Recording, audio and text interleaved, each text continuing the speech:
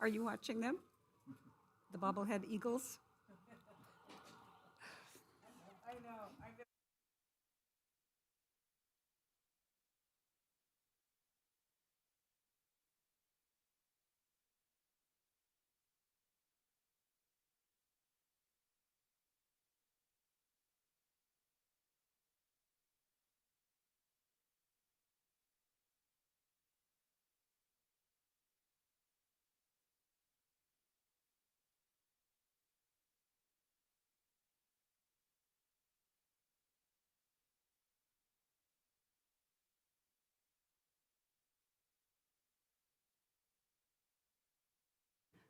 All right. I will call the April 28th, 2026 meeting to order, closed session meeting to order. City Clerk, could we have a roll call? Thank you, Mayor. Before proceeding with roll call, I would like to point out that this meeting is being hosted through live stream on the city's website and by Zoom teleconference. I would like to remind the council to have their microphones turned on and positioned so the audience can hear. And with that, we'll proceed with roll call. Councilmember Clark? Present. Councilmember Lodge is absent. Councilmember Peterson? Here. Mayor Pro Tem Mills? I can't hear that well Oh, for there. some reason. Yeah, I'm here.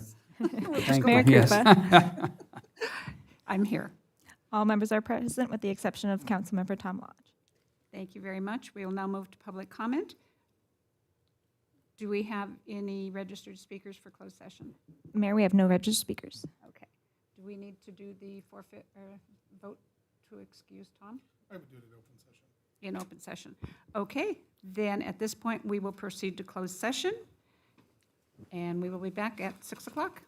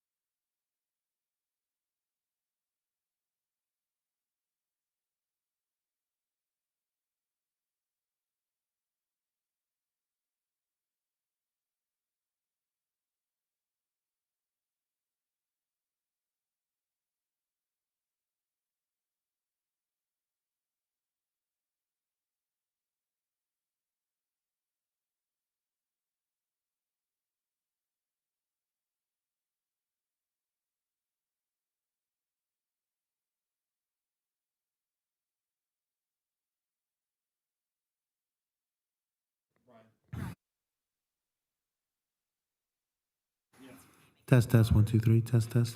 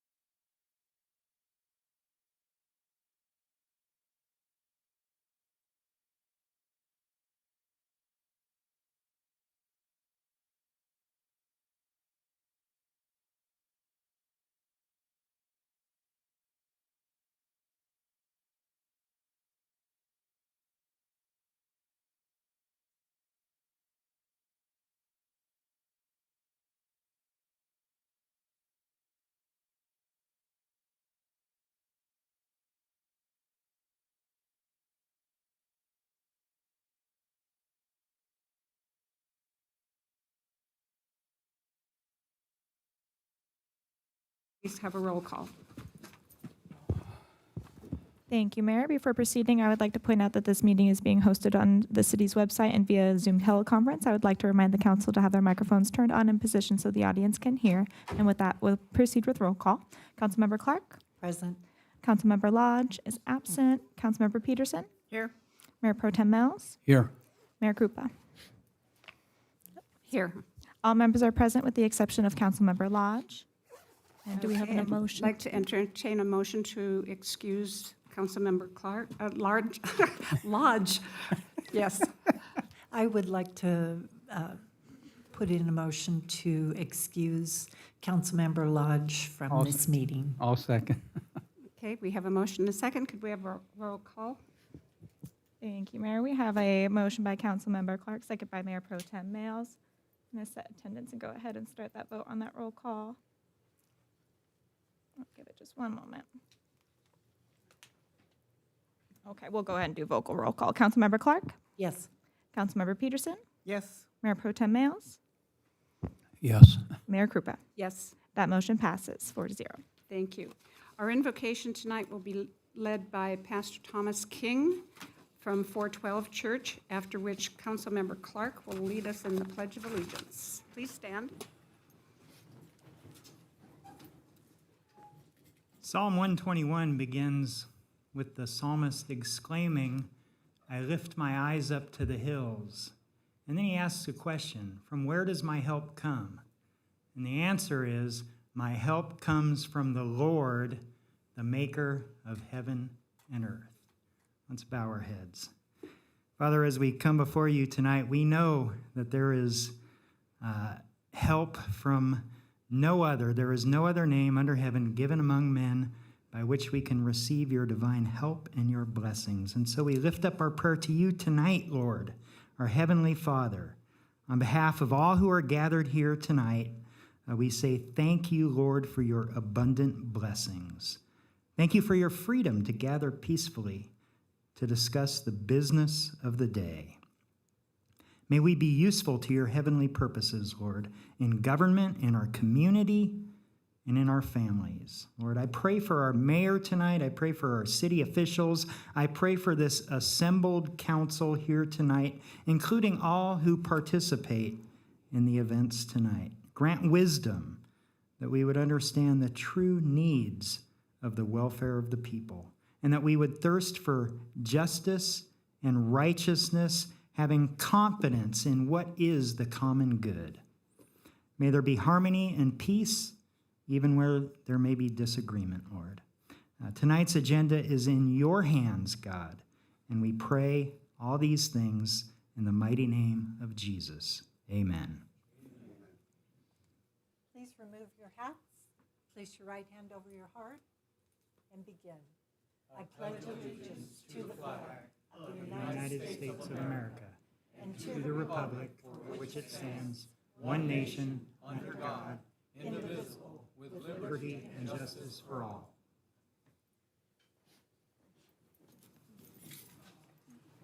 Thank you, and we will now move to the city attorney's report from closed session. Thank you, Mayor and Council, and good evening. There's no reportable action out of this evening's closed session. Thank you very much. We are going to do the presentation before we have public comment. So city manager and council, if you would all join me in front.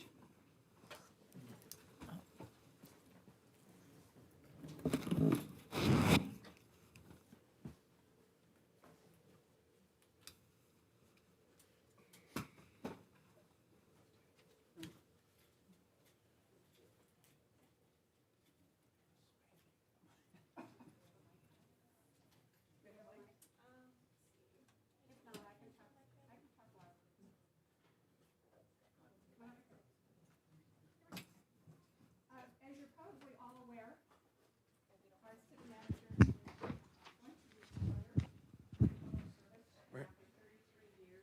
Mayor Biden. There you go.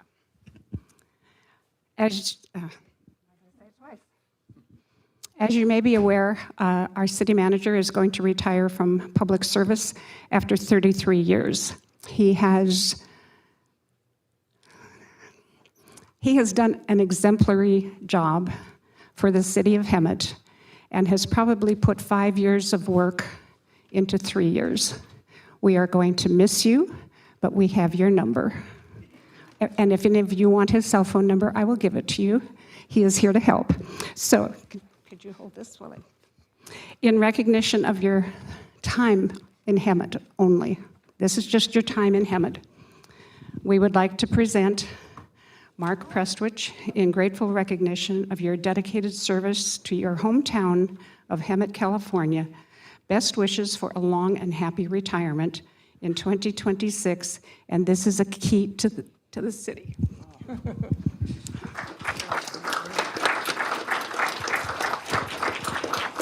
we're going to take a picture and then we can talk.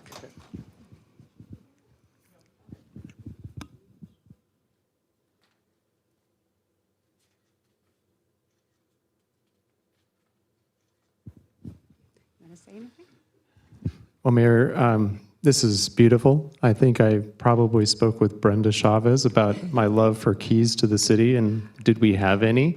And she did show me that we had one, but this key looks larger. So we might have changed the locks since I last looked.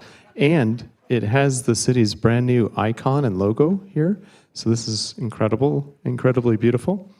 I'm grateful that I've had an opportunity to come back to my hometown and provide service, apply the lessons of my career to the betterment of my hometown. I know we've done an incredible amount of work over the last 3 years. I'm proud of that work.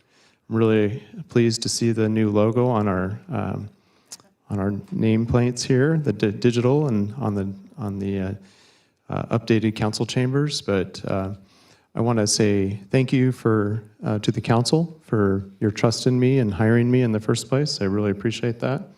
It was a dream come true to come back and work in my hometown.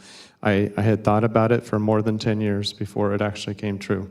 So I appreciate the opportunity to close the chapter in my career in Hemet, a town which I love. It's my hometown. So I want to say thank you to the staff for working hard. Even if I asked a lot of you every day, you did a great job with me. We worked together as a team. You helped me look good because of the work you did, and I'm proud of the work and the ethics and the hard work that you did during the last 3+ years. To the citizens, you have a great town. We have a great town. Something to be proud of. Never apologize for anything. We're a city that's on the rebound from some tougher years, but we have so much good and opportunity for ourselves. But I look forward to watching the progress of the city. As I've mentioned to the council, I'm available to our staff and to our council, to our community to help. I'll always be that person for you.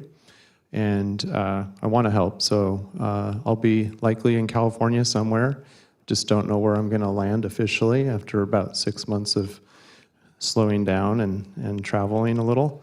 So thank you very much for the opportunity to serve. I really appreciate it.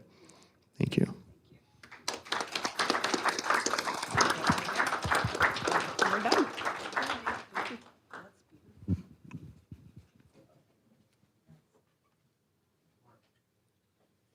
That's very nice.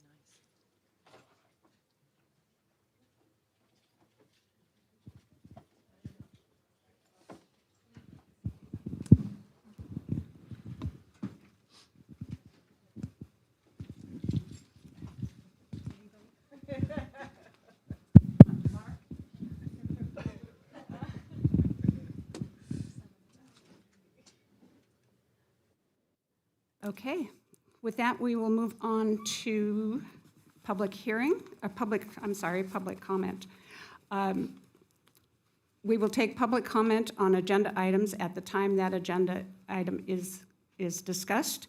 So we will start with public comment on items not on the agenda, but within jurisdictional matter of this agency. City Clerk, do we have any speakers? Yes, Mayor, our first speaker is going to be Roy Michael, followed by Terry Larned. And Roy, you'll have 3 minutes.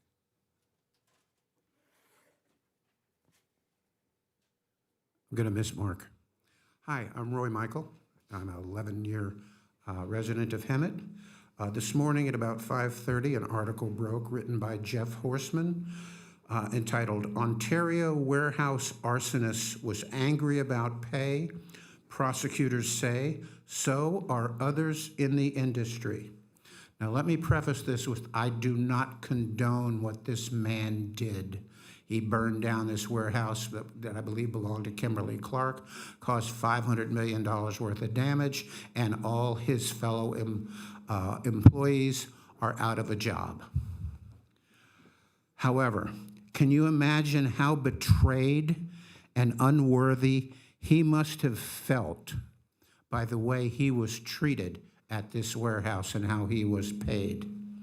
I worked for a warehouse when I was 19. I worked for Boise Cascade. It was hard work. You're carrying 40, 50 pounds all day long, all sorts of stuff going on. There's all sorts of promises made by these developers on how they're going to make us all rich. I laughed out loud in these rooms a couple of months ago when one of the people from Newland Simpson said they were going to bring $1 billion into Hemet. Hemet doesn't bring in $1 billion. They can say whatever they want when it comes to how much money they'll pay. The issue is when a city council approves a warehouse, there is nothing in there that obligates them to pay anywhere near what they promise or how many people they promise. There is no commitment whatsoever. They lie for a living. That's how they do it. They lied to the city of Paris. Paris now has 30+ warehouses that are not bringing any money in. Paris is also in financial trouble because of all the millions and millions or $1 billion that they were promised didn't come to fruition because they've got 30+ empty warehouses. The warehouse wave is over. It has been over for a while. The number of warehouses that UPS and FedEx are closing is astounding. It's in the hundreds. No more warehouses. You've seen the signs. I brought 10 of them in here. I don't have any left. People kept them, but that's because they're using them. 15 seconds. They don't have to pay. They don't have to make the commitments. We still didn't get the casino from the lake. Roy Michael, I love this. Yes, thank you, Mr. Michaels. And then the next speaker is going to be Terry Larned, followed by Michael Kay. And you have 3 minutes.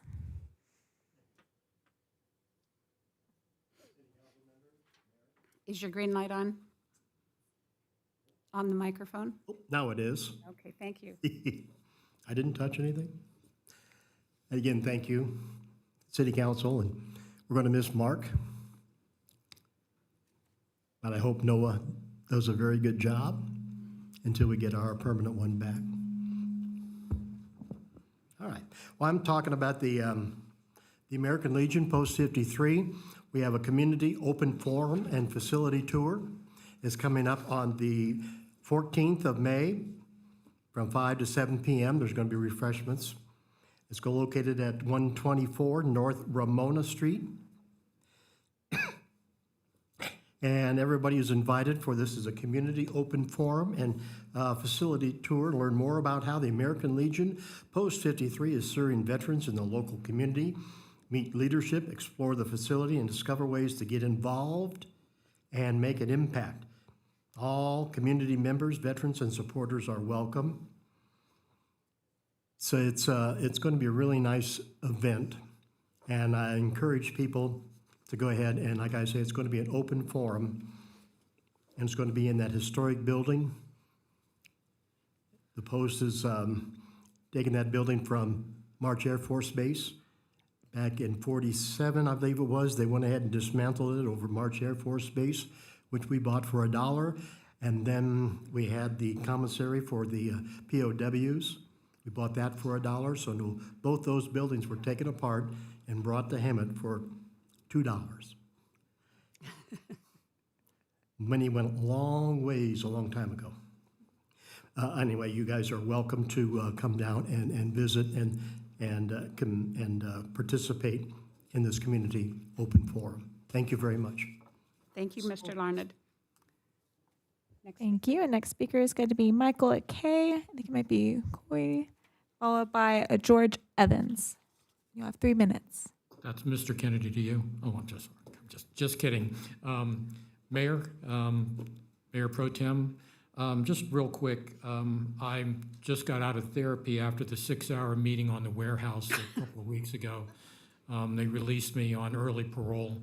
So actually, I was in Washington, D.C., and I just returned, so I didn't get a chance to look at the agenda. But I wanted to, I've only been living in Hemet for 2 years, live out of McSweeney Farms, and I wanted to thank Mr. Presswick for his great vision for Hemet, also for his responsiveness that he had with all my many questions. I really do appreciate that.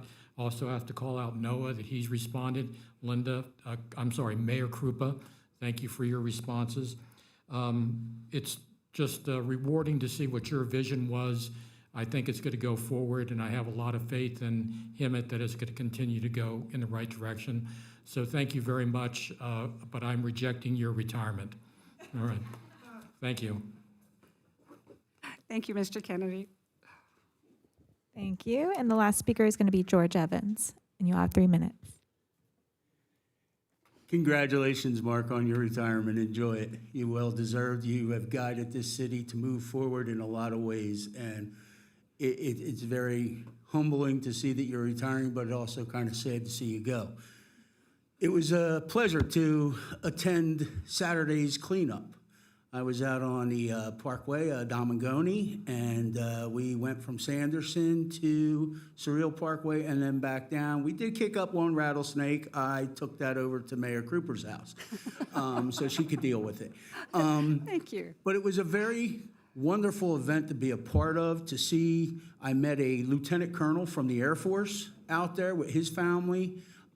It was great to see the council members out there. Ben, where you at? Okay, and his guidance.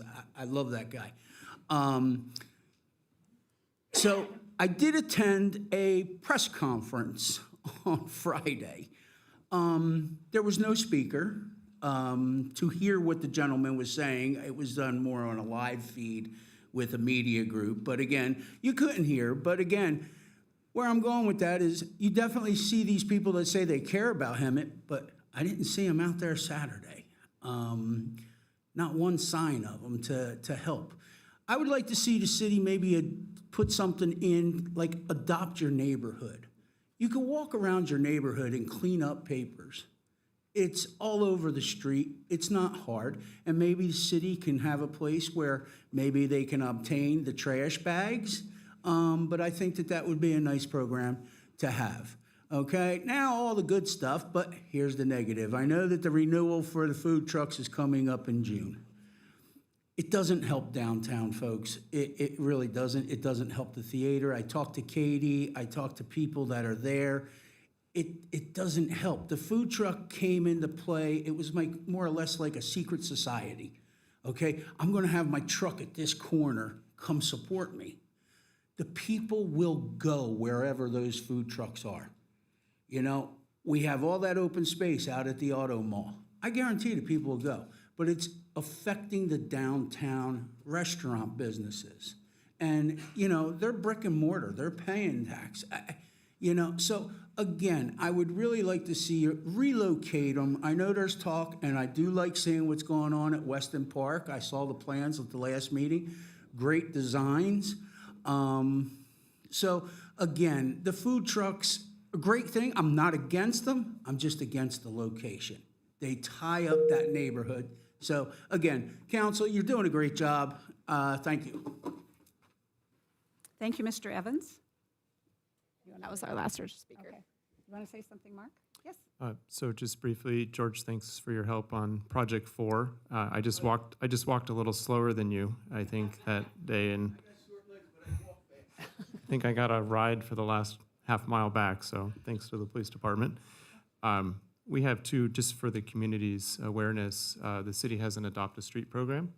And so we invite businesses, families, service clubs, churches, anybody to join the now about 40 different Adopt a Street participants. And that's a fourfold increase just in the last 3 years. So we'd love to grow that to 100 and more, right? We have 300 miles of streets. There's plenty of streets available for people to adopt. And then secondly, we've started a monthly I Love Hemet project, which allows anyone in the community to connect to a cleanup for about an hour or two once a month. So you can learn more about that on the city's website. And if you'd like to follow our news a little bit more carefully, you can subscribe to our listserv at hemetca.gov.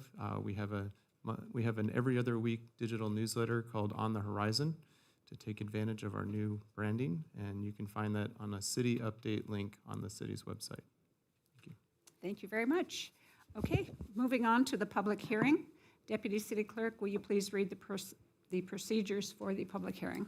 Thank you, Mayor. The City Council's procedures for public hearing will be as follows. Staff will provide a report and clarification of items presented. The public hearing will be open for comments for those in favor of or in opposition to the item, followed by rebuttal to any comments made. The public hearing will be closed and the city manager may respond to any questions raised by the public. The public will not have the opportunity to respond. Discussion will be brought back to City Council for direction or action. Thank you. Can we get a staff report on item 15A, please? Yes, good evening, Madam Mayor and council members. Congratulations, Mr. Presswich, on your retirement. I'm happy for you, and good luck to your endeavors in the future. Thanks for your guidance and leadership in my short stay here thus far. Thank you very much. I'm back for a weed abatement public hearing tonight. This is the next step in our process of weed abatement. And just by way of background, the abatement program was established in 2019 to address overgrown vegetation on vacant lots, parkways, and thoroughfares, successfully reduced damage to properties in danger to the public arising from fires in these properties. We encourage self-mitigation, and that's what this process is really all about in the front end. Today is the date for our public hearing, and I just wanted to show you again this timeline. In March of 26 this year, we identified various properties for overgrowth. And then 2 weeks ago, on the 14th, council adopted a resolution for the first weed abatement for this year. The next day, the 15th, letters were sent out to various property owners in the city. And then tonight, April 28th, is the date for the public hearing. And it is respectfully recommended that the city council open a public hearing and take testimony to consider objections, if any, in accordance with resolution number 2026-046 passed by City Council of the City of Hemet, California on April 14th, 2026, ordering abatement of weeds, rubbish, refuse upon parkways or private property within the City of Hemet.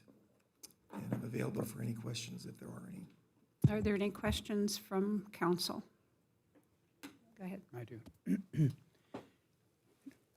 I support this aggressive and weed abatement for fire prevention, but I want to make sure that the citizens are aware that we're doing this twice a year and that, we're sending letters out there to let them know that this needs to be taken care of. Are we sending letters to? Yes, sir, we are. And if you look at the screen, that is the timeline for our fall abatement, which begins in September. The same cycle repeats itself two times a year. 2 times a year. But Last meeting, we were directed to look at other alternatives to add a third weed abatement process. So we're still looking at that as some kind of working idea. Yeah. I know Councilmember Peterson suggested that. We're looking into that. But are we letting them know on the first weed abatement that there'll be a second one Yes. during that year? Yeah, Okay, yeah. perfect, thank you. Okay. Any other questions from council? Yes. I just want to kind of, Joe, I want this owning property in the city of Hemet should be seen as a privilege, and they should be taking care of their properties. I have a Yale Street property that on last Tuesday had a phone call. Wednesday evening, we had a call for service for a fire in that. So we need to reduce our calls for service. This is one way to let the property owners know you need to take care of it. And it's been this way for a bit, couple years, twice a year. So it's no big surprise. And they really need to step up. Well, I'm on board with this. I I just want to know, I make sure know. we're letting them know it's going to be twice a year, that's all. Maybe 3 times eventually, I don't know. But I support this 100%. Okay. I will now open the public hearing.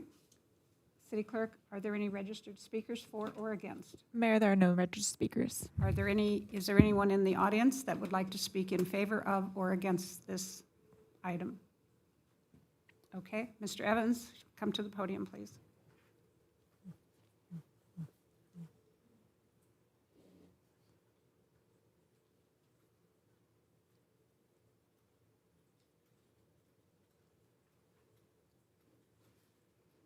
It's great to hear this program. Chief, what does the average brush fire, I'll call it, since it's within the city versus wildland, even though we are covered, what does the cost for the city for that service, for that call service, say on Sanderson Avenue, those fields there? Oh, without having the detailed information, Sure. I couldn't calculate that for you now. You know, these costs should be extended to those property owners to pay for the service for these personnel, because you're calling in mutual aid, things like that, for not maintaining something that we are prone to flash fuels that are mostly within the city boundaries are flash fuel fires. They're not all that big, but they're costly. They tie up the entire fire department. Okay, so again, these programs, 2, 3 a year, that's not a problem. I'm a retired fireman. I did 25 years on the East Coast. Okay, so I'm glad to see this because this should go in effect. My town back home, what we did was they were sent a letter just like you.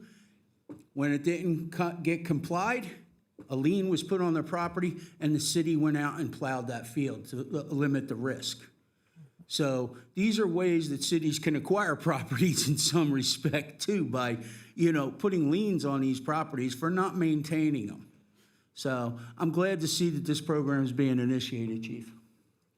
Thank you very much. And for clarification, we do, if the property owner does not clear their property, the city does it and does send them an invoice for that and/or attaches the property. Is that correct? That's correct, Mayor. And after a period of a couple weeks, we go back and recheck each property. And those properties that aren't cleared, we have a city contracted group that comes out and cleans those properties and bills the owner. And then if that owner doesn't pay, that goes on their APN and ends up on their property taxes at some point. All right, thank you very much. You're welcome. Okay, I will now close the public hearing and bring it back to council. What is your wish? I would like to make a motion to accept the weed abatement. Wait a minute. The weed abatement on private property and ordering abatement of weeds, rubbish, and refuse upon parkways or private property within the city of Hemet. Do we have a second? I'll second it. We have a motion and a second. Could we have a roll call vote? Roll call vote. Thank you, Mayor. We have a motion by Councilmember Clark, second by Councilmember Peterson. We have an active vote. If all members could place their votes on the screen.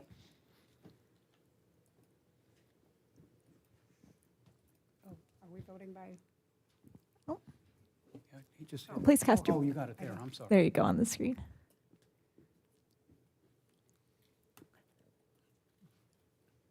Wow. And once all votes are confirmed, it'll pop up. There we go. All righty, that motion passes 4-0. Yay, we did it the first time. Okay, moving on to the receive and file. Are there any questions or comments from council on the warrant registers and payroll payments for this period? Mayor, can I say a few words? Sure. you know, my favorite part here. We have been using locals. Just a little shout out to, we used Al Kubota, Allen's Glass, Cozard Fox, F&M Lock, Hemet Valley Tool, Hemet Blueprint, hadn't seen that in a while, BJ Sports, B&W Pipe, Ice Auto Repair, Loza Hemet, Micro Mobile Tire, I didn't know they were in Winchester, Napa, O'Reilly, Packman Toomey, Hemet Pins and Needles, Tier 1 Investment, Anades Trophy, we're going to miss them. I think she's retiring, Candy, after a very well-deserved, she needs time on her own. Castellano Towing, Curry Copy, Jesse Auto Glass out of San Jacinto, Shine City, Sherwin-Williams, Superior Ready Mix, we must have gotten some concrete or rocks. Tri-State Materials, they are over in Winchester, kind of Menifee, but they nonetheless come here and patronize our stores, so we need to say that. And CMS Mobile Tint out of San Jacinto, thank you, and thank you for my little blurb. Okay, any other comments? Okay, that is to receive and file. Moving on to the consent calendar. All consent calendar items will be acted upon simultaneously unless a council member requests separate consideration. Are there any members of the council who would like to pull any consent items for separate discussion?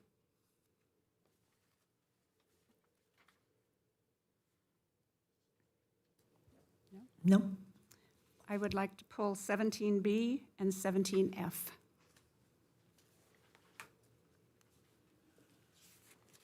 Anything from you, Joe? No. Okay. 17B, just a couple quick questions on each of these. And this is the one of two projects in that tract, is that correct? Over on Fisher and Mustang? Yes, it is, Mayor. This is the track that's actually further to the east from Warren Road.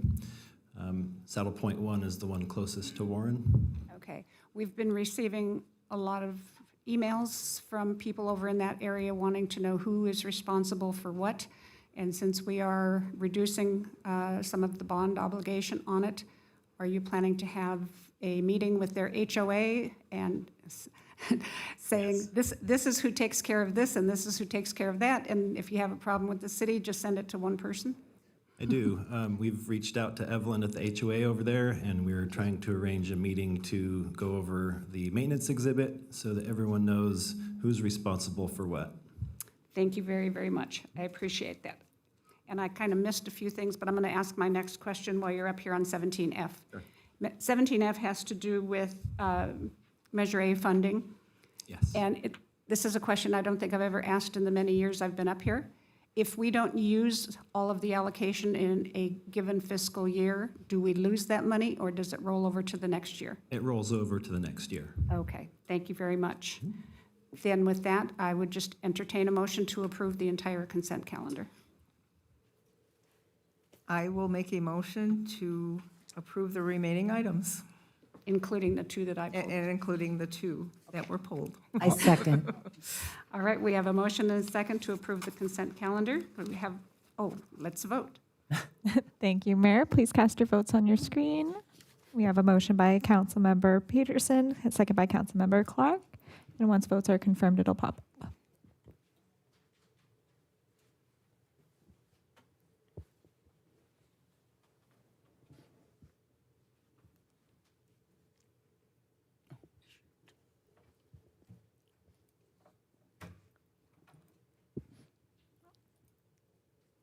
Alrighty, and that motion passes 4-0. Very good. Thank you very much. That's 2 in a row we got right. Alrighty, moving on to discussion items. We have a report from staff on discussion item 18A. Yes, good evening. I'm going to introduce this item. Back on the last meeting on April 14th, you received a pretty detailed presentation on the conceptual design for Weston Park. There were a few elements identified there that needed a little bit more direction. And so we were able to meet with our ad hoc committee regarding those specific items, mainly the splash pad layout, the stage area, and some options there, and then the palm trees on either side of the stage area. And so the design you're going to see this evening has been finalized, and we're recommending adoption of this design so we can go chase some funding. So I'm going to introduce Scott Rice from Community Works Design Group to provide the detailed design presentation. Thank you. Good evening, council, staff, and Hemet community. I'm excited to be here tonight to discuss the future of Weston Park as a multi-generational community gathering space. And to optimize, we're here to talk about optimizing the design to align with the requirements of round 5 of the Proposition 68 statewide park program. And that involves an award up to $8.5 million of state money toward a park.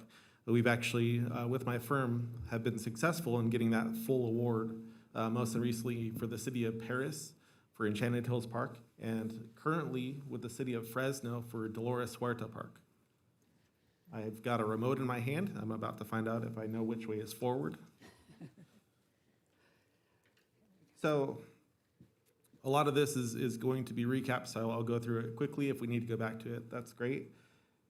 Weston Park has been a treasured space in Hemet for 96 years. What an opportune time to reimagine the park ahead of its 100th birthday. The design is a culmination of a robust community engagement process, and some of the stats of that process are on the screen. I know that you heard about it at the last meeting. So I may be biased, but this design came out awesome. I feel it truly reflects the needs and wants of the whole community.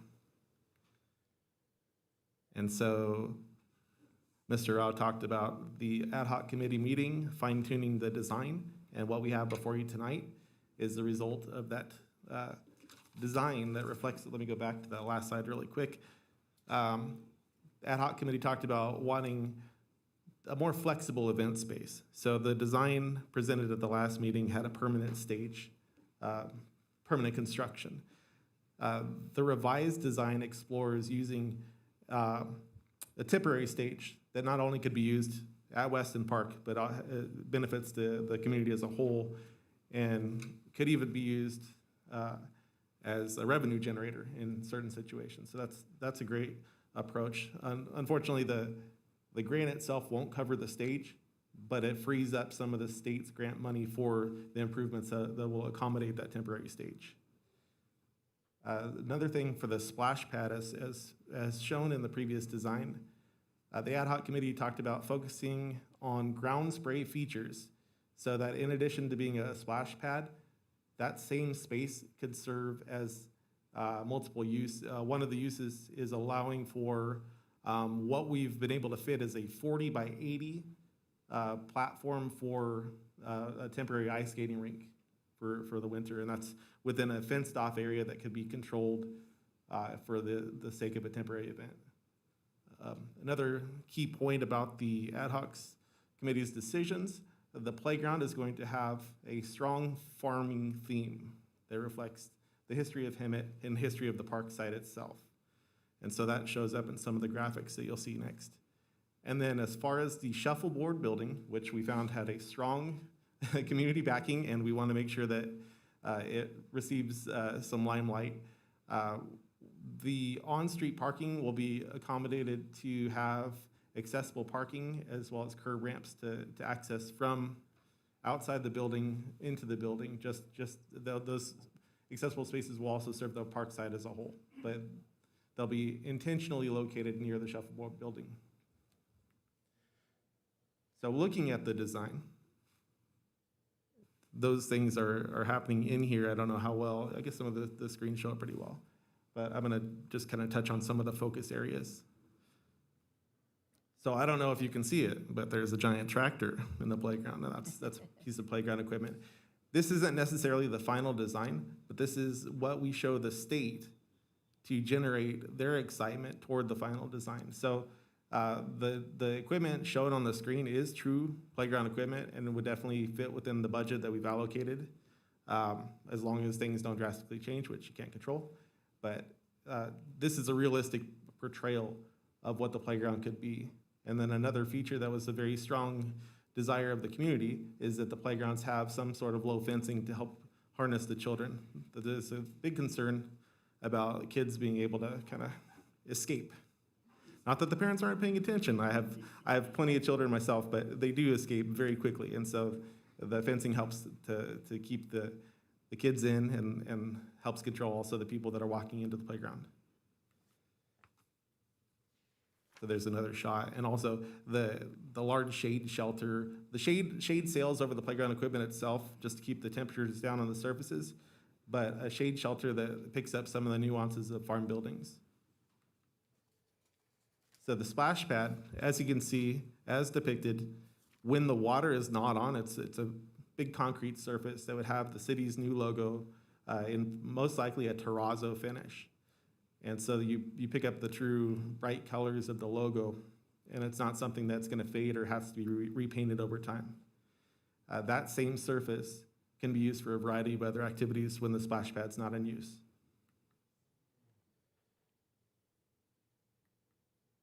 And athletic courts. So at Weston Park now, there's a full court basketball court. But what we're showing in addition to an upgraded full court facility, or I believe it's 2 half courts that should be a full court, but they're not for some reason, so we're correcting that, and adding an additional half court facility that could have an adjustable height backboard to open the activities up to a wider variety of ages, and also for wheelchair adaptive use.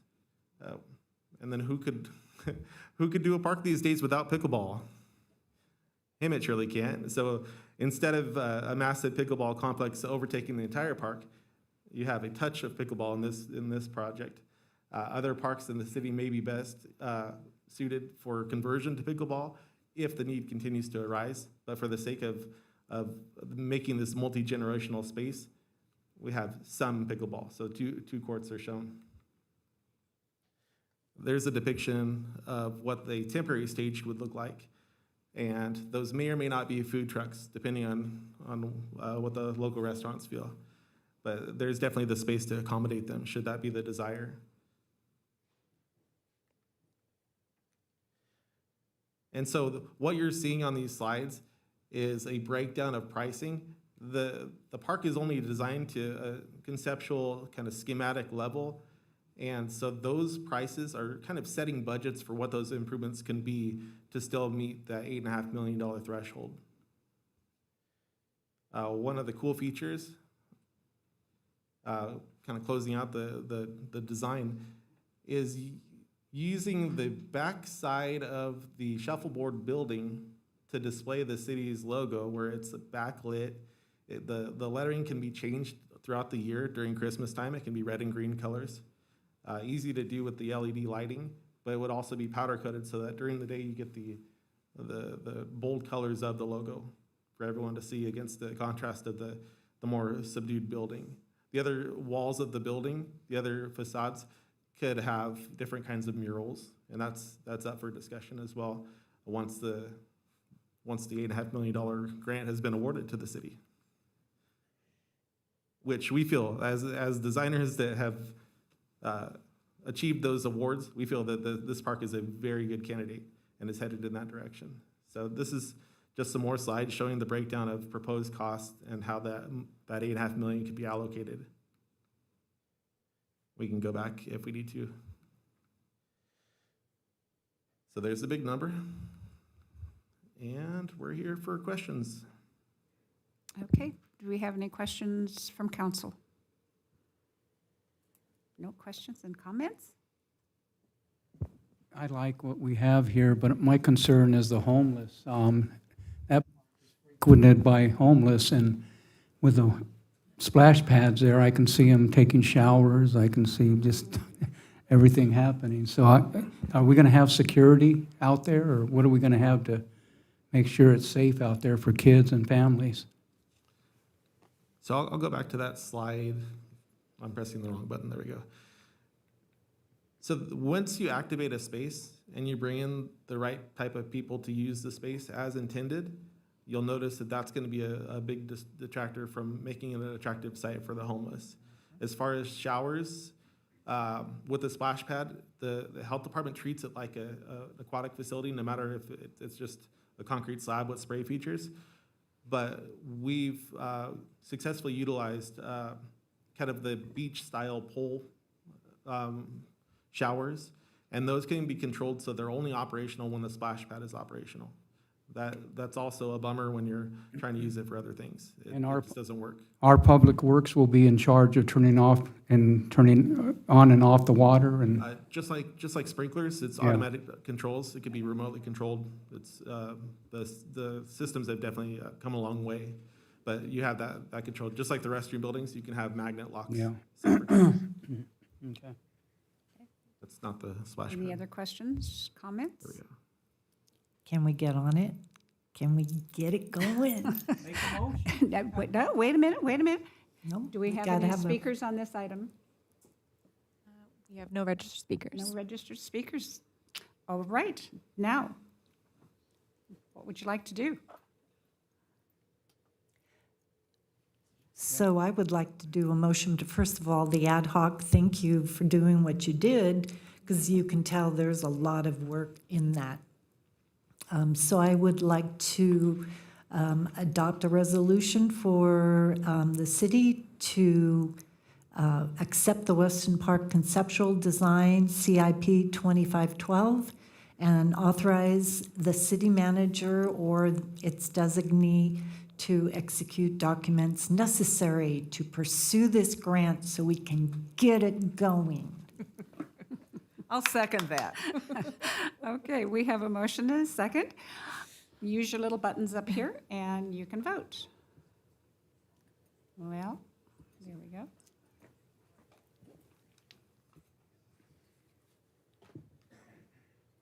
Oh, where's my little X? Did you submit? Yeah, I hit it. Okay. Oh, there it goes. That motion passes 4-0. Yay. Thank you so much. Thank you very much. That is a big step forward, and we really appreciate it. I love it. Moving on to item 18B. Can we have a report from staff? Yes, Mayor. Stephen Graham Pacifico, your city attorney. We have the Sixth Amendment between the city and CR&R for comprehensive refuse services. This has been a long time in the making. Looking at the services that the city has been receiving from CR&R since the franchise originally went into effect in 2011, looking at the evolving regulatory environment coming out of Sacramento. Used to be you just picked up the trash. Now it's a little bit more complicated than that. Listening to the constituents and to the council members and what you're hearing. What are the concerns? What are the services that the residents of the city would like to see from our solid waste franchise? And so, putting those things all on the table. The first time I called Alex from CR&R and said, hey, we want to talk about a Sixth Amendment, he said, okay, here we go. And I just started listing all the things that the city, the residents, the council had brought up. And Alex was a fantastic sport because he listened to all those. He took them all very seriously. We looked at ways that they could be implemented. And so what you see here is not a single tweak to a specific part of the program, but really a comprehensive refresh to how the services are provided to the city of Hemet. I do know that Alex is present and has a presentation. Alex, I don't know if you want to come up and maybe walk the council through the ways that CR&R is going to be upgrading the services provided to the city through the Sixth Amendment. They listen to me enough. They don't get to see you all that often. So welcome. Thank you, Stephen. Before I get started, I want to congratulate Mark on his retirement. It's been a pleasure working with you. I've worked with a lot of city managers over the years, and you are the cream of the crop. So thank you very much. Appreciate it. So tonight I just wanted to go over what, as Stephen said, we've been working on with staff for the better part of the last year and a half. We've been focused on trying to get the best agreement to address the city's needs. And tonight, what I'd like to do is go over a few of those contract highlights with you. First, I'm going to touch on the history of CR&R, and then I'm going to touch on what staff really drilled on us throughout this whole process, which was how do we improve the quality of life in the city of Hemet through our agreement. And there's a number of things in this new amendment that Stephen alluded to, and I'm going to try and touch on each one of those. And if there's any questions, by all means, let me know. So CR&R was founded in 1963 in Stanton, California, in Orange County, by Mr. Cliff Ronenberg and his brother Gary. They had one truck back in 1963. Today, CR&R is a large, what we call a regional organization in our industry. Very well known for being a very innovative company. Back in the 80s, they were one of the first to build what's called a material recovery facility for recyclables. And just a few years ago, in 2017, we opened what's called an anaerobic digester, which is a facility that takes yard waste and food waste and converts it to two products. One being renewable natural gas. That gas is then put into the SoCal gas system, and we use it to fuel our vehicles. And the other is a high-end compost that we share with all of our jurisdictions, as well as farms in the area. All of this is meant to meet state requirements, state regulations. So today, CR&R is still a family-owned company. We operate throughout Southern California and also Southern Arizona. And we focus on waste diversion, not waste disposal. Our company was founded on recycling, and we always try to look at ways to divert trash from the landfill, not put more trash into the landfill. So CR&R began serving the city of Hemet back in 2011 through an RFP process when the city back then was doing their own trash and recycling services. So as I mentioned earlier, Hemet's quality of life improvements is what we focused on throughout this agreement. And I'm going to touch on some of the new services that are going to be coming as part of this agreement in an effort to address those quality of life issues. First, what we heard loud and clear was we want our streets to be cleaner. And you guys have done a lot of work, invested a lot of money, repaving streets, cleaning up that part of your overall city, and we want to help in that regard on an ongoing basis. So currently, street sweeping is done bi-weekly. Through this agreement, we are going to sweep on a weekly basis. And that's going to make a huge difference throughout the city of Hemet. We have cities where we do weekly street sweeping. We have cities where we don't do weekly street sweeping, and I could definitely see the difference, and I think you will as well. That service will start within 18 months or sooner, and the reason we need that time is because we need to order the new sweepers. And street sweepers these days take a long time once you put the order in. Ever since the pandemic, the supply chain issues are still there. Not as bad, obviously, as they were during the pandemic, but they're still there. So as soon as we can get those sweepers in is when we're going to start the new service and the frequency. All new equipment will include GPS technology, and it will allow us to enhance the tracking of our trucks, where we were, where we weren't, and will also allow the city staff to view those trucks on an ongoing basis every day on their own computers. There's also some new quarterly reporting requirements that we'll have as part of the street sweeping services. There's also a very cool component, and this is, Mark brought this to our attention. He found a company that uses AI to be able to enhance the city's ability to minimize blight, to minimize any concerns out in the community. The way it will work is CR&R will purchase cameras to install on selected trucks. These are AI cameras.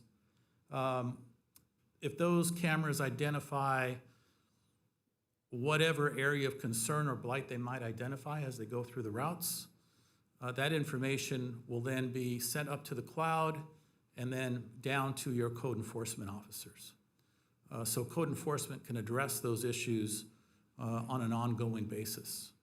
So every week, every route will have these cameras on there. As I said, the information will be sent to a secure portal and shared with code enforcement. And the city will then evaluate and take any necessary action. Fleet. What we've agreed to in this agreement is a set age requirement on all of our vehicles. The new contract requires a minimum average age of fleet of 7.5 years as a whole. No truck can be older than 15 years.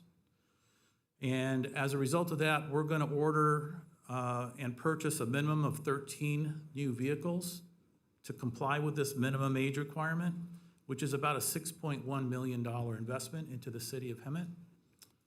All trucks will be powered by renewable natural gas, which is the gas that we produce at our anaerobic digester in Paris. Mitigation payments. Yes, Alex, just one note on that. It's a maximum age, not a minimum age. So we're not looking for the 7-year-old vehicles from Newport Beach. We're looking at a fleet age of no more than 7.5 years on average. Correct. And today we don't have any limitations in the contract. Correct. Mitigation payments. The city will receive two $2.5 million payments, $5 million total over the term of this new agreement. And the second payment will be adjusted for inflation as well. The city may designate those funds to mitigate various physical, environmental, and aesthetic issues in the city. For example, if the city would like to implement the enclosure, trash enclosure program that they've been talking about for the last few months, this money can be used as seed money to help spur that on and get that going. The city will authorize where the funds are invested. CR&R will only supply the funds, but the city will direct where those funds go. Illegal haulers. There's a provision in the new contract that contains stronger language regarding enforcing the exclusivity of the agreement. It mitigates illegal hauling in the city and by unauthorized haulers, and also allows for up to and including the impounding of illegal bins. Illegal haulers operate under the radar with no guardrails and contribute to illegal dumping issues throughout the county. So what we have seen, especially after the pandemic, is a huge number of what we call illegal haulers operating throughout the county. This is just not Hemet. This is throughout the entire county. And so folks, buy a truck, buy a couple containers, and all of a sudden you start seeing them operate throughout the city. It's not a good thing for the city. It's not a good thing for us, obviously. So this new language will help strengthen our ability to minimize that. And then, Alex, if I could just chime in, it's not just the concern regarding the franchise. These unpermitted haulers pose a pretty significant threat to travel in the right-of-way. We've had several incidents with traffic collisions involving the improper placement of these bins in the right-of-way. So we've been talking a lot about the safety of the streets, the safety of the sidewalks, and liability minimization. This is one of those areas where it's really important that we make sure that if these items are being placed in the right-of-way, they're being placed in the proper manner. That's what CR&R is licensed and trained to do. Thank you. We are also updating the annual rate process and parcel charge options. We're updating the current rate adjustment process to account for both disposal and labor costs. The new agreement sets a maximum and a minimum that the rates could be adjusted each year. And it also allows us to implement residential billing on a parcel charge if we should choose to do so. We would have to bring it back to City Council for that. And it also, if we do go to a parcel charge, it would eliminate the annual delinquency tax roll process and requires trash services to mitigate illegal dumping as well. Another aspect of the new agreement is that it protects and extends the city's franchise fee payments. There's a exhibit within the agreement that outlines what the annual franchise fee payments will be on a monthly basis. And it includes adjustments for any potential annexations down the line if the city were to annex anything outside in the county areas. Also adds a periodic adjustment to existing liquidated damage clauses, what updates the current liquidated damages to account for inflation. So every 5 years, we can go in there and the city and the hauler can sit down and adjust those liquidated damages for any inflation. Under the new term of the contract, it will add 15 years plus an optional 5-year extension at the end of the existing term. The extensions are needed to amortize the costs of the new equipment and other city benefits. All in all, we're expecting to invest between 12 and $16 million into the city of Hemet for this new agreement. On the rate side, the new residential rate, effective 7/1 of '26, would be $36.48. The existing rate is $31.14, which is an increase of $5.34 per month, or $1.23 a week. The $36.48 and $36.48 per month is still one of the lowest utility costs that currently exist and lower than surrounding communities. So we made sure that the rates are still competitive with the surrounding communities.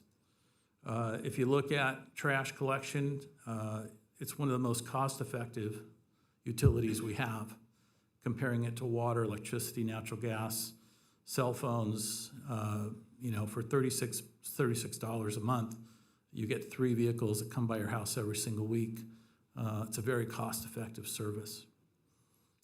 Commercial rates would increase by about 7.5% as well, effective July 1, 2026. That concludes my presentation, and I'll be happy to answer any questions that you may have. Very good. Thank you, Alex. Any questions from council members? Yes, go ahead. I have a couple. You answered actually 2 of my questions. I wanted to make sure we had access at the city with the cameras to make sure that these routes are taking place and, they're not being skipped or anything. The other one was, I can't even remember. But anyways, my concern is that $5 million. Now, once this contract's signed, do we get the initial $2.5 million once it's signed? Yeah, so the way it's set up is the city receives $500,000 a year for the next 5 years. Ah, so it's only That's $500,000. That's the first $2.5 million. And then the other $2.5 million kicks in 2030. What was that again? At year 15, I believe. Year 15, yeah. Year So 15, at year okay. 15, you get the other 2.5 spread over 5 years. Okay, Adjusted after for inflation. 500,000, okay. Can we get the 2.5 up front? We tried that. Hey, we got it working. We have money we have to bring in, so. All right, well, I guess that's a no. Yes. Okay, thank you. Thank you, Joe. I have one question. On the AI technology, you said it's on selected trucks on your slide, but then you said it was on all trucks verbally. It'll be on all of our recycling trucks, residential recycling trucks, and those visit every house every week. Okay. So, yes, every house will have those cameras on board. Good, thank you. You're welcome. Okay, with the rate increase that's going into effect July 1, when will the notices go out to the people? 30 days prior. 30 days, already. Okay, any other questions from council? Not really question as much as when you gave me my tour, I was absolutely floored. And we are very fortunate to have what you have there. And I wanted you to make sure, which you did, to say you're running your vehicles off of that gas. And SCE is also benefiting, so we are. So I'm excited for this. I am excited about the AI because a lot of people, I never get my garbage picked up. I never get that. And while I'm sure it's very true, it'll help be the grounding for us to be able to say, well, let's look into it. But CR&R is a pretty cool facility, and seriously, that was an awesome, both Tom and I went. I enjoyed it. Thank you. I just have one more comment. Go ahead. Okay. So we're raising it $5 and something, but the public has always said we need to clean up the city. And this is an excellent way to do it. So not only are you getting newer trucks, because there's been complaints in the past about them dripping oil or whatever, there's weekly sweeping instead of twice. Code enforcement tool will help, all of our citizens. And the trash enclosure program, we've been working on that for 2 years. And that was one of our goals a couple of years ago. And we ran into a lot of stumbling blocks with manufacturers and that. And you are helping us with that, and I really, really appreciate that. And we are going to see a difference, not immediately, because it's going to take a while to get all the trucks and everything, but a year or so, I think it'll be a tremendous change. So Yeah, thank you. You will definitely see a difference. And as I said in the beginning, Mark and his staff were focused on how to make the community cleaner, how to make the community better. And that was our entire focus from day one throughout this process. So kudos to Mark for keeping us on track. Okay. Any other questions from council? Is there any public comment on this item? Mayor, there are no registered speakers. Okay, thank you very much. So can I get a motion? I would like to approve the resolution approving the Sixth Amendment to the exclusive franchise agreement for comprehensive refuse services between the City of Hemet and CR&R Incorporated. I'll second. Okay, we have a motion and a second. Thank you. We have a motion by Councilmember Peterson, second by Councilmember Clark. You can go ahead and cast your vote on the screen, and once they're confirmed, there we go. We have 4-0 pass. That was fast. Yes, it was. Thank you very much, Alex. Moving on to item 18C, approval of grant fund recommendations for the City of Hemet Kitchen Program. Get a staff report, please.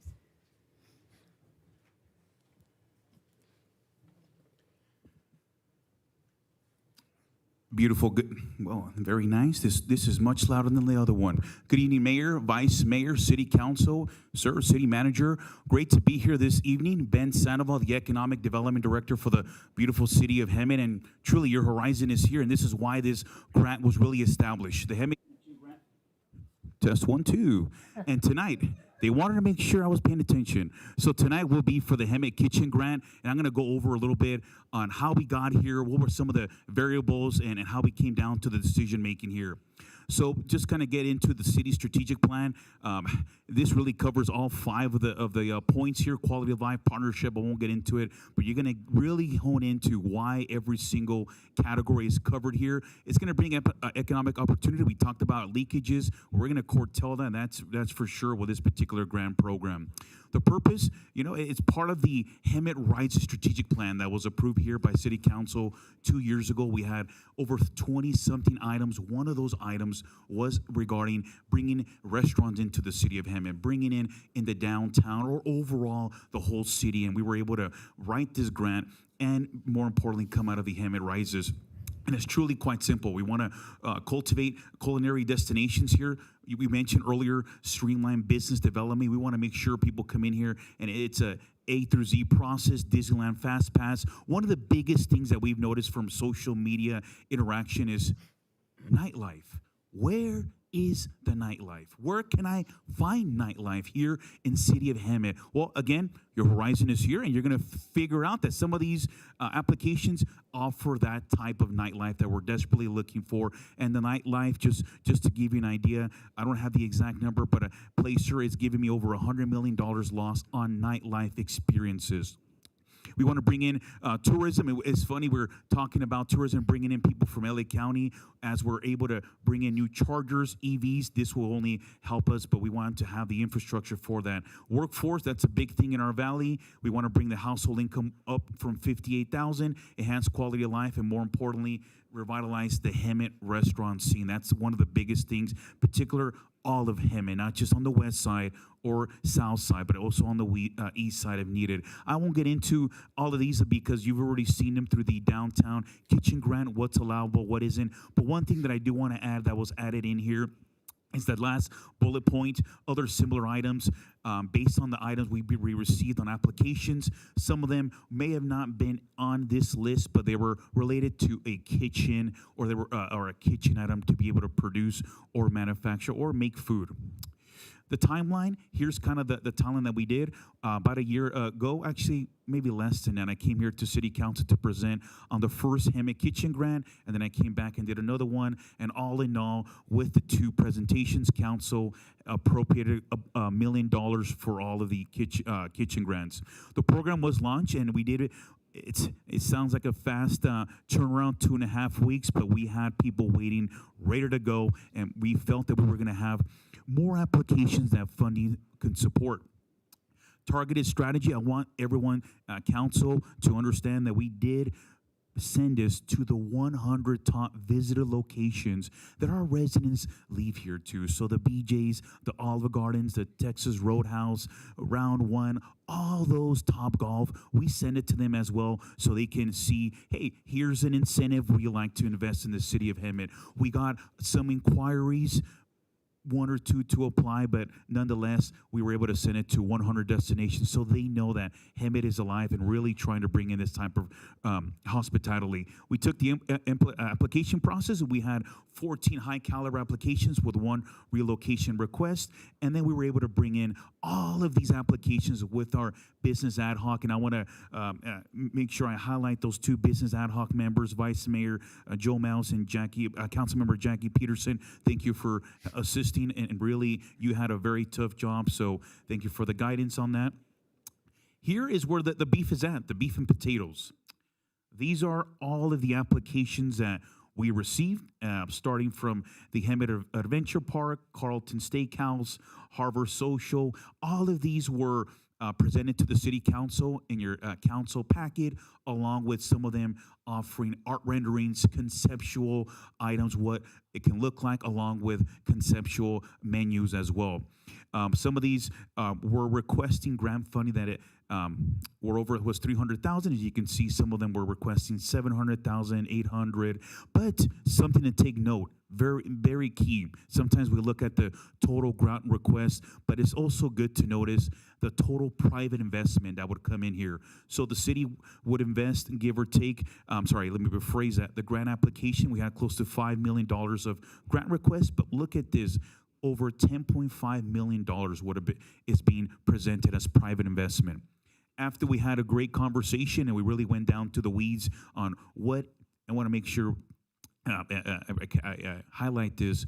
What does the city need right now? What are our residents asking for right now? And that is where the business ad hoc recommendations came into play. And these are the 5 recommendations by the ad hoc. As you can see here, we have the Rendezvous Coffee, we have the Shared Tea, Rebel Irish Pub, the Sports Restaurant, E&J Steelhouse for a total of $750,000.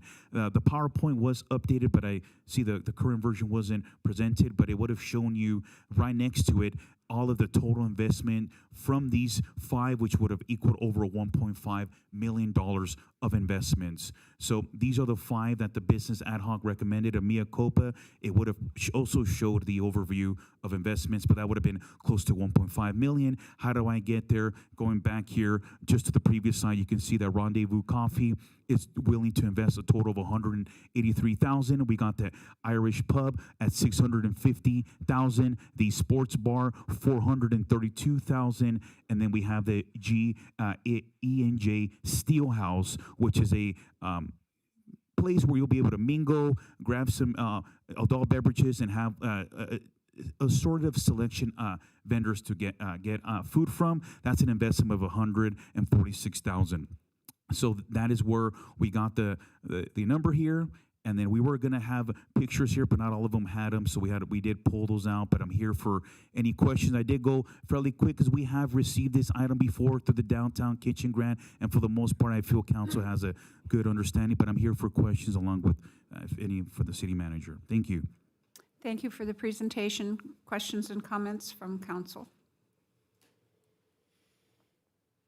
I have questions, council, or comments mostly. I read every single one of them. A lot of things requesting for things like doors and windows. And so again, this is clearly outlined the different portions. So people that didn't get it, you need to look at your grant, first of all, request. But I feel we have missed with Carlton Steakhouse.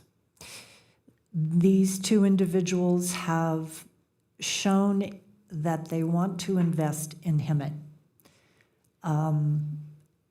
We have challenging situations in certain portions of the city.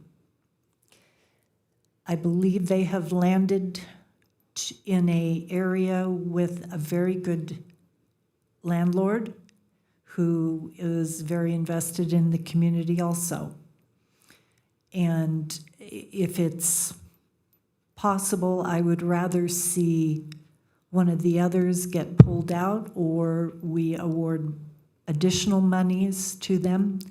But I don't agree. Can I respond to that? Mm-hmm. We still have $250,000 that, because of someone backing out. So we don't have to pull from what we have here if we decide to go with that, in that direction. So. Good, Yeah. because I really feel like they have shown their investment, wanting to stay with Hemet. These are challenging. I'm not going to go into it, but they have landed in a really good spot with a good tenant or with a good landlord. And I believe we held back on that because of the switching from one landlord to another, then to another, and it was a little complex, so we kind of like held off on that. But I hear you. Yeah, I hear where think you're coming that from. we all have we know what challenges are in this location, and the original kitchen grant was only downtown to begin with. So you didn't have a whole lot of choices. When we opened it up, I really felt like we needed to maybe assist, and that's my view. Thank you. Any other questions? I have a question. If you go back to the slide that shows all of the grant applicants, there's 3 of them on there, well, maybe it is that slide, that have the same address. So Carlton's, the sports restaurant, and I guess Carlton's on there twice. If this goes back to ad hoc for consideration for Carlton's, what happens to the sports restaurant, which is in the same location? You can't have well, maybe you can have 2 restaurants in the same building. I don't know. Great question, and we have also the property owner here, but it would be 2 separate businesses, and I believe there's room for 2 of them. There might have been, I'll look into the application if the address was submitted twice with the same address, but I know for a fact there's 2 properties there, Mayor, where there'll be 2 separate businesses, and we do have the property owner here as well to be able to highlight that. Did you want to say something, Mark? No, that's accurate. There are a couple of units that are available. Did you want to say something? I was just going to say, Mayor, I'm familiar with that building. It's a large commercial building. I believe it has 5 large suites, was my understanding. And are they all empty, or are they, That's a great question. Right now, there's the Taekwondo place. We have our subdivision, Hemet PD, and there's 3 or 4 vacant right now that would be available, ranging from 1,500 square feet to 25, give or take. But they're pretty spacious back there. And which one is, which suite is the one Carlton wants to go into? The 25 or the 15, or?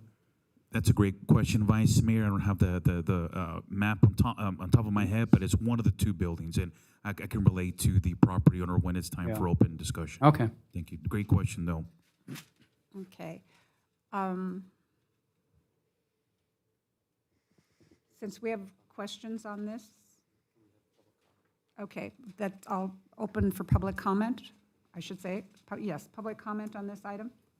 Yes, we do have registered speakers. We're going to start first with Jason Strain, followed by Jessica Ellis Wood. And Jason, you're going to have 3 minutes. And you make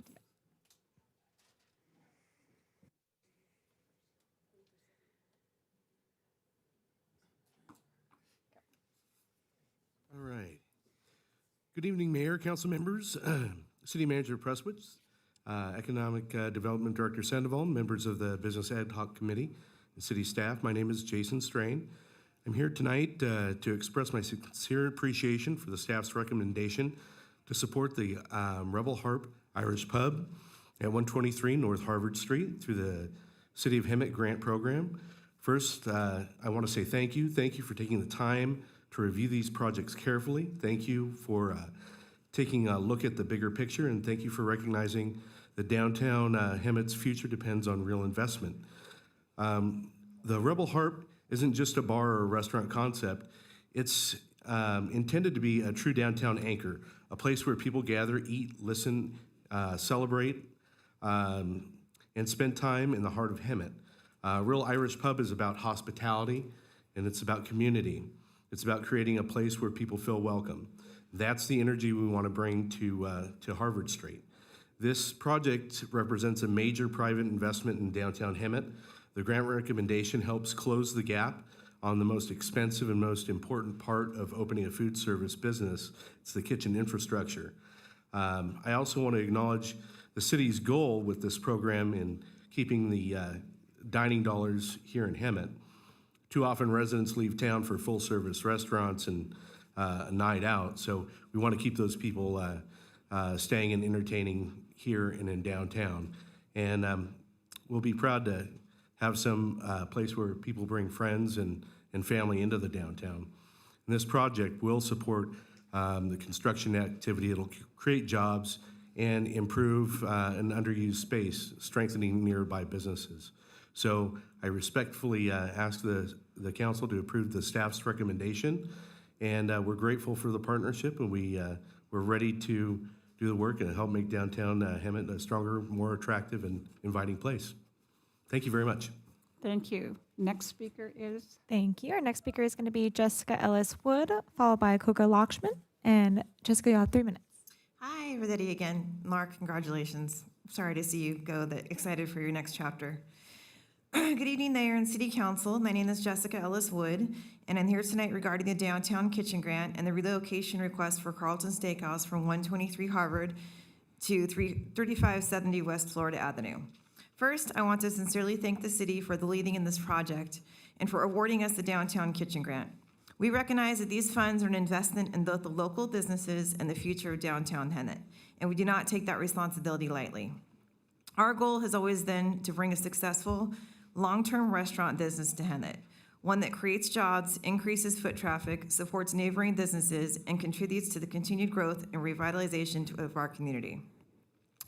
Unfortunately, after our initial move approval and during our due diligence and planning, we encountered an unexpected issue with the lease execution between Carlton Steakhouse and the property owner, Mr. Simon Chu. Despite our good faith efforts to move forward at that location, circumstances beyond our control created barriers that made it impossible to proceed responsibly there. I have detailed all of that in a letter to Mr. Sandoval, which is attached to the staff report for this evening's agenda online. Rather than abandoning the project entirely, we worked quickly to identify a option that would allow the business to remain open, continue serving the community, and fulfill the economic purpose of this grant. The proposed new location in Dr. Coca's building provides a stable and reliable landlord relationship, which is critical for the long-term success of any restaurant business.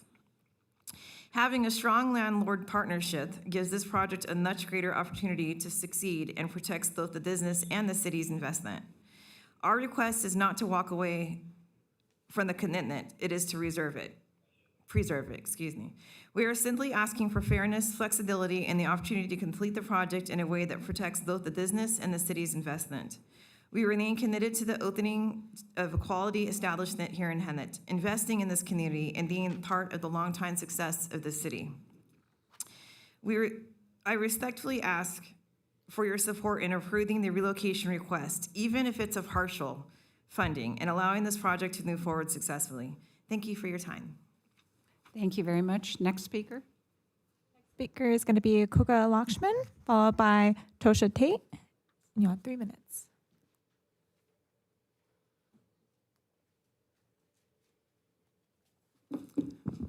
Honorable Mayor, council members, city manager, and Mr. Ben Sandoval himself here, and all our city leadership. Thank you so much for this opportunity. I tell you, we moved into this town a little over 21 years ago when our son was 21 days old. And we call this home, and this is home to us. No matter what we do, where we expand, this is still home for us. And that's because of the wonderful people of this valley and the leadership that we keep getting and we keep improving. One of the things that I'm really truly impressed is what you all are doing.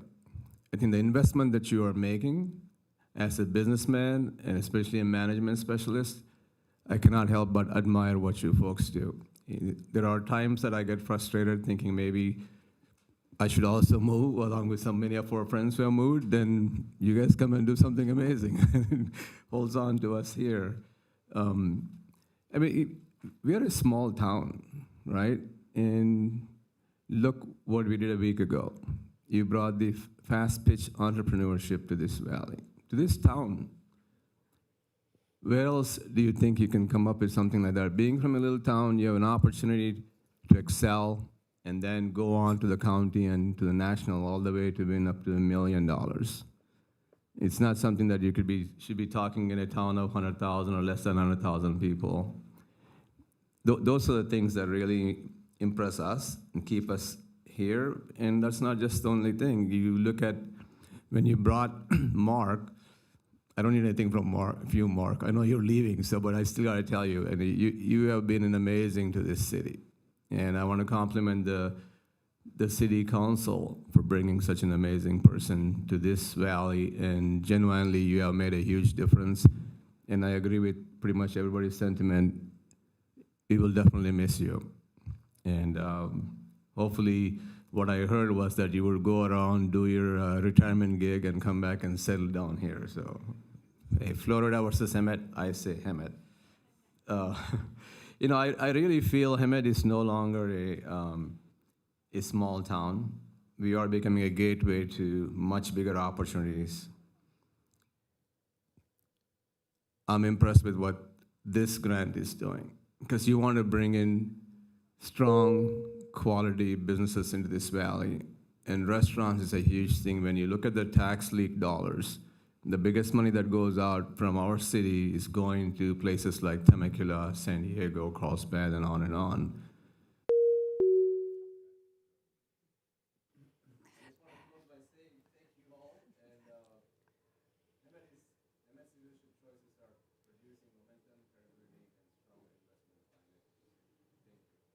Thank you, Koka. Thank you. Our last speaker is going to be Tosha Tate, and that'll be our last public comment. Is it Tosha or Tosha? There we go. Thank you. 3 minutes. Close, I don't want to be. We need to turn her microphone on. Good evening, Mayor and City Council members. Thank you so much, and Ben as well. Again, my name is Tosca Tate. I'm representing Boys Burger on behalf of Al Cubain. Al Cubain hired me April 8th, 2025 as his consultant because he is so passionate about about Boys Burger. I encourage you guys to visit him. He has Boys Burger, which is located on Carmelita Street in the heart of downtown Hemet, right across the street from the police station. When I sat with him and he showed me pictures, the restaurant started basically in 1930s. However, if you Google it, it says 1953. And it started, I can't exactly, if the restaurant was named Merle's, but then it came on to Boys Burger, which Al has had for 12 years. With that, like I said, he hired me because he wanted to enhance the restaurant. He wanted to grow the restaurant. He wanted to preserve the restaurant and its history. So that's why he hired me. And then when I saw the grant opportunity and read about it in regards to the kitchen, it was exactly what Al was looking for in regards to revitalizing and preserving. And it's in the heart of downtown Hemet. So I'm like, what a perfect match. And all we're asking is if you approve funding for us to preserve Boys Burger. We have visions to improve it and make it and bring it back to life like it used to be. And if you, I encourage you to come visit, have lunch. I'll be happy to show you the historical pictures of the restaurant and its history. So I thank you, and just please reconsider. And that's all I have to say. Thank you very much. And Mayor, if you'll allow, we have one more public comment. Can I have Isaac, is it Petra? 3 minutes.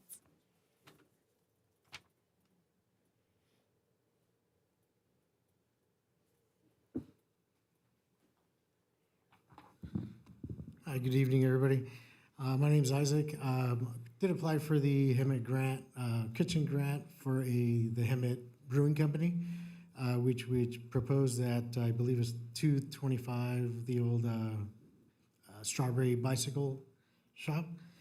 We didn't get it, but we're here to see if we can get a second chance with the remaining funds. Hemet Brewing Company is a proposed small batch craft brewery and kitchen designed to serve as a welcoming, community-focused destination in our city.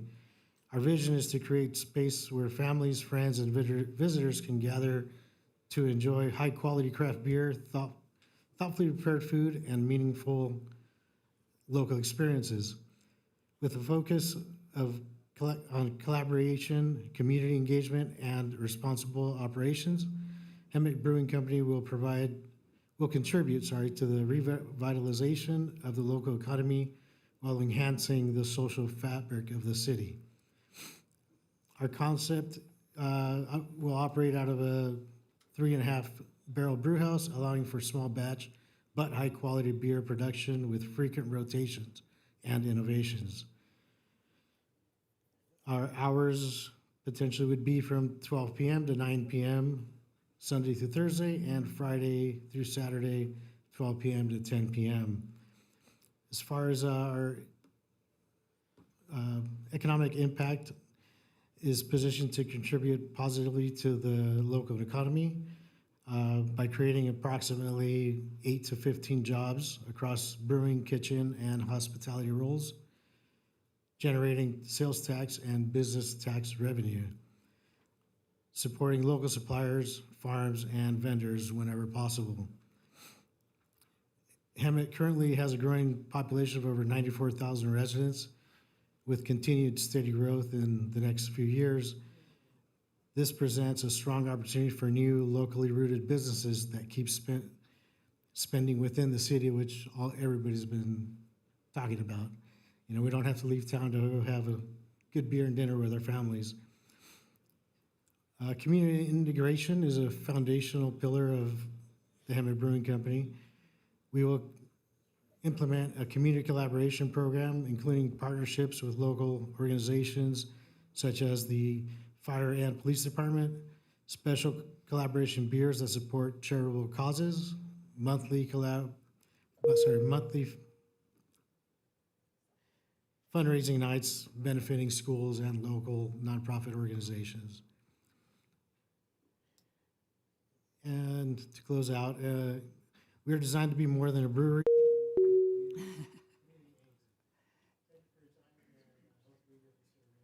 Thank you very much. Any other speakers? That was our Okay. last speaker. No more speakers, so who wants to speak up here? Either of you?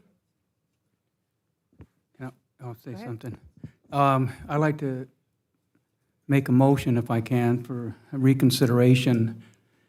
But I want to speak with Ben first. Ben, on the $250,000 we have left over, did the other company just say, forget it, we're not moving forward with it, or is there a potential?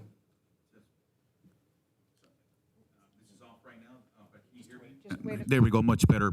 Yes, we did a very extensive 2 meetings with 250 you're referring to, and unfortunately, no, it is not in the cards. Not only here, but in the nearby city. Both of them are being pulled. It's not going to happen anymore. Okay. So it's not just Hemet; it's both locations, and there's different variables to that. So it is not going to be utilized 100%. Okay, thank you. Also, if you give me a second here. That's a lot of money. 37. What you going to do? Okay. I would like to make a motion then, since that money's there and it's going to be sitting there. Carlton was one of my favorite restaurants. I wanted to see that up. I was hoping it was going to go up in the downtown area. I know it's going to be on the west side. Maybe we need it over there, but if I can make a motion in order to give Boys Burgers their $37,800 to fix their burger place, and give the remainder of $212,000 and our $212,000 and $212,200 to Carlton's. Is that right? Restaurant, Carlton's Restaurant. Am I saying it right? Sorry, finish your motion. Okay, so I'd like to give Boys Burgers their money because it's only a $37,000 deficit right there. But that leaves $212,200 for Carlton's, if that would help them. And that way we utilize all the money and get the grant finalized with restaurants, more restaurants in helping. I think, see, we're going to say Mayor, something. Mayor and Council. Yes, sir. Obviously, it's your prerogative. If you want to give direction tonight, feel free. I would recommend that if you are looking at proposing a grant award that has not been recommended by the ad hoc, that perhaps you, if you're good with the current ones, perhaps approve those. And Okay, and submit your recommendations to the ad hoc for review. Okay. One of the things about Boys Burgers was, in looking at their application, it did look like they had some ineligible expenses in their proposal. Okay. And so sending it to the ad hoc might give them an opportunity.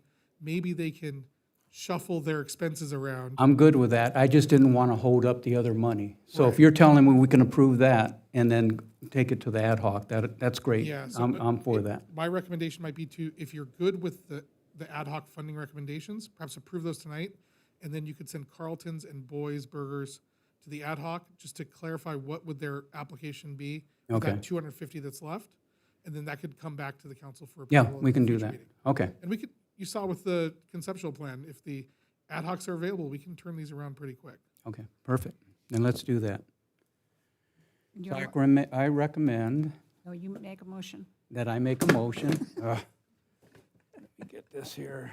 To approve the ad hoc committee's funding recommendations for the City of Hemet Kitchen Grant Program in the amount of $750,000 and authorize staff to administer the program consistent with the approved guidelines. And also create a To Ad hoc refer committee. Boys Burgers and Carlton's to For- the ad hoc committee. For Boys Burgers and Carlton Steakhouse for a future meeting. So, yeah, That works, okay. Okay, we have a motion. Do we have a second? Oh, I'll second it. I thought you said you seconded. Nope. All right, we have a motion and a second. Thank you. We have a motion by Mayor Pro Tem, or I'm sorry, by Mayor Pro Tem Mills, second by Councilmember Peterson. If council members could please cast your votes, and then once they're confirmed, they'll display on the screen.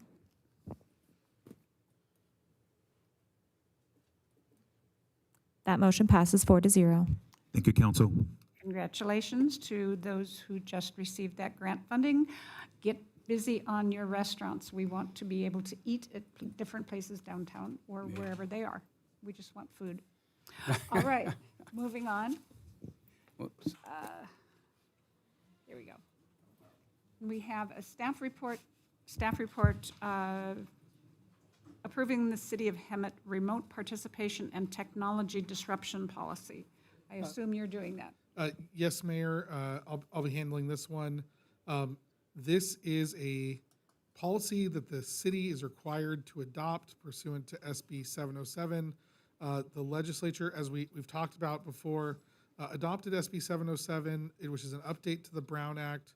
One of the requirements is effective July 1st, 2026. The City of Hemet will be required to have two-way audio-visual participation from members of the public. One of the reasons why we did the significant tech upgrades in the council chamber that we're working with today. And one of the requirements under SB 707 is to adopt a policy for what we're going to do when the technology doesn't work. Now, we came over here early, and we've spent the last several meetings working out all the bugs with the technology so that that doesn't happen on July 1st. But just in case it does, we are required under state law to wait up to an hour. Hopefully it gets fixed faster than that, but we have to wait at least an hour while we try to fix whatever the technology outage is.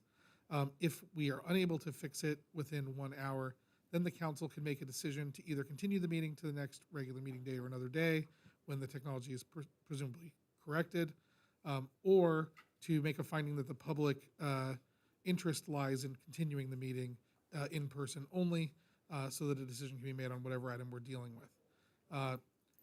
We opted to take a light touch with the policy. This is consistent with other cities in Riverside County, preferring to have flexibility while complying with the state mandate. So you have that policy in front of you. I'm happy to answer any questions that you may have about it. I apologize. I wish this could have been on consent, but the legislature told me I wasn't allowed to do that either. Okay, questions or comments on more regulations from Sacramento? Nope. Nope. Nope. Any Not at public all. comment on this? We have no registered speakers. Thank goodness. Okay, let's have a motion and a second. I have a motion to approve adopting a remote participation and technology disruption policy. Is there a second? I'll second it. Okay.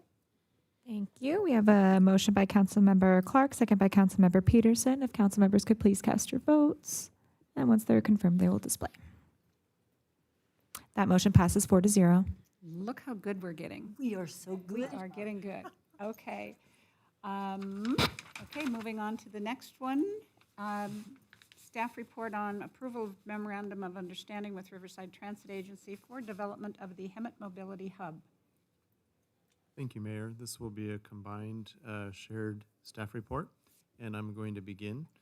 In August of 2024, there were several high fives exchanged in my office between at least the Public Works Director, City Engineer, and myself. I think we had others in the office, but we were awarded, the city in partnership with Palm Communities, the Riverside Transit Agency, and some additional projects were awarded $35.5 million under the Affordable Housing Sustainable Communities Grant. I believe we were one, if I recall correctly, I believe we were one of 18 agencies across the state of California that received this coveted grant.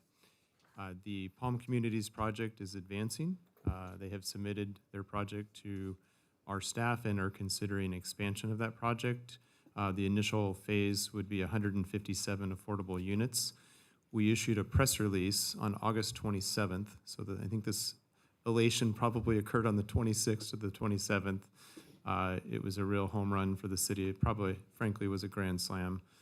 In that press release, it noted that the grant will also finance a series of sustainable transportation improvements, including the construction of a multimodal bike lane and lighted pedestrian walkway along the railroad corridor from Menlo Avenue to Acacia Avenue, and the development of a mobility hub in partnership with the Riverside Transit Agency.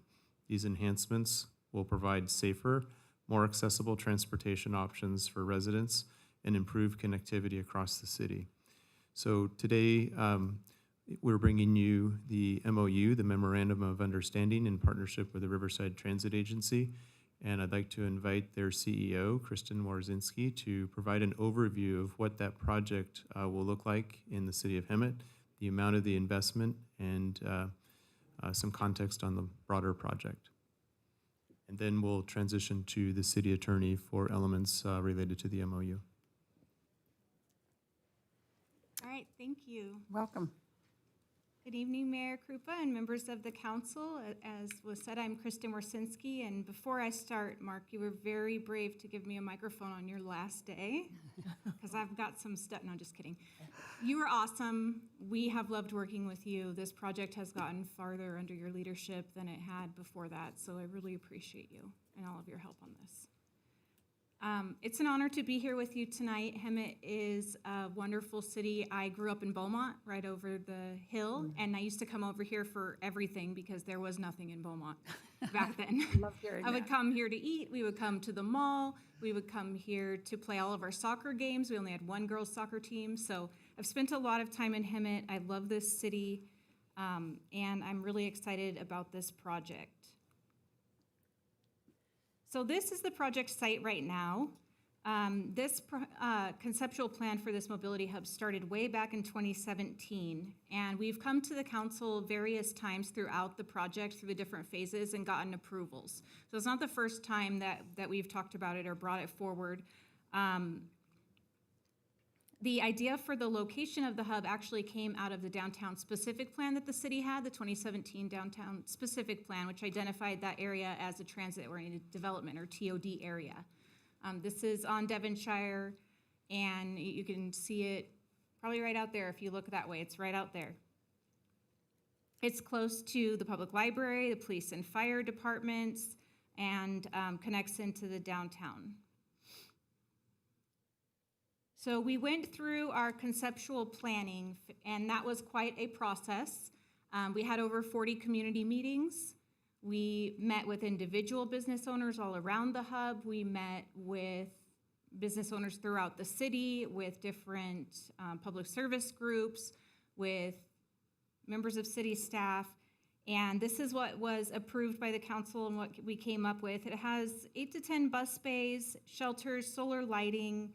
It's going to include a traffic signal to help with the bus merging back into the flow of traffic. So a traffic signal at Devonshire and Carmelita, storage, staff restrooms, and a security facility with 24/7 security guard and high-quality cameras. Our cameras actually have been newly upgraded, and they now have weapons detection software as well, so we're really excited about that. Something that some other transit agencies are using, and I think it will really help. It will also have public art elements that will celebrate the region. That was something that was really important to the community. The community picked the colors, they picked the trees, all of that type of thing. We had multiple votes going on, and we really got out there and tried to make sure that this was something that people could feel proud of. Give you a little bit of an idea of what a mobility hub looks like in real life, since this is just a rendering. I have a before and after for our Vine Street hub, which we recently constructed in Riverside on Vine Street across from the Metrolink station. That hub was funded in part using this same affordable housing dollars that this city got, and included housing projects, 2 different housing projects that I'll show you as well. So this is what the Vine Street Mobility Hub site looked like before. And it had a lot of trouble. It was vacant land. It had security and safety issues, encampments, some issues with buying and selling and using of drugs, that type of stuff. So there was a lot going on at the site. And this is what it looks like now.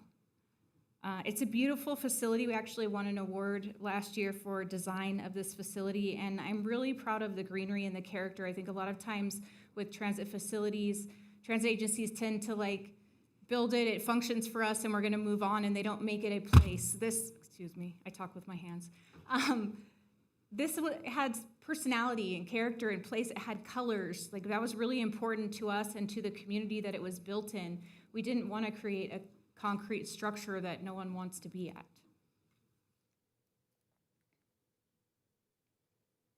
So here's another view, and then some of the main features of it. This is larger than what we would need here in Hemet, but at least it gives you an idea. In talking about the public art aspects, one of the things we did that was really cool, and you can kind of see one of the infographics there on one of the polls, we actually put out information about the city of Riverside's rich agricultural history and how it started with citrus and all of that. And so there's infographics when you walk throughout the hub that talks about the history of Riverside. There is also lithocrete that runs down the middle of the hub, which is like, for lack of a better term, sparkly concrete, and it's got blue, and it looks like water flowing down the hub. And there's actually an aquifer underneath the hub, so it follows that aquifer and kind of mirrors that, but it kind of tells the story of the area. There's also a Veterans Memorial, something that was important to the board that we put in there, and it's a really beautiful facility. So that hub, we were able to leverage and partner on 2 different affordable housing grants for the city of Riverside. And this was the first one that they built. It's called Mission Heritage Plaza. It's in downtown Riverside. It is a beautiful facility. I think some of you toured that facility. We did the bus tour and we went and saw it. It's very active. They have tons of families, young families living there. They have the Civil Rights Institute on the bottom floor, which is a really cool feature for the public that was funded as well. And then this is the other one, Entrada. This is an east side project that's over near our RTA facility. It's on Chicago. And another really beautifully done project that we're really proud that we were able to help the city build along with the developer. Included in the affordable housing grants are also street and bus stop improvements, travel training, which is where RTA staff goes to the housing communities and teaches people how to ride the bus. A lot of times you'll find out that some of the barriers to transit are that they just don't know how to read the ride guide. It's very intimidating. They don't understand that there's stops in between the ones noted in the book. So we teach them how to do all of that. And that's funded through the grant. And free bus passes for all of their residents for 3 years. So we're encouraging them to ride transit, 1 per unit. The affordable housing grants require a large greenhouse gas reduction component, and if you don't have that in your grant, you won't be competitive. Transit is a really good way to get those greenhouse gas emission reductions, which is why RTA is becoming more popular on these grants, and we've been trying to help out as best we can throughout our service area in trying to get these funded. With that, I'll turn it back over. Thank you. Okay, any questions for Kristen?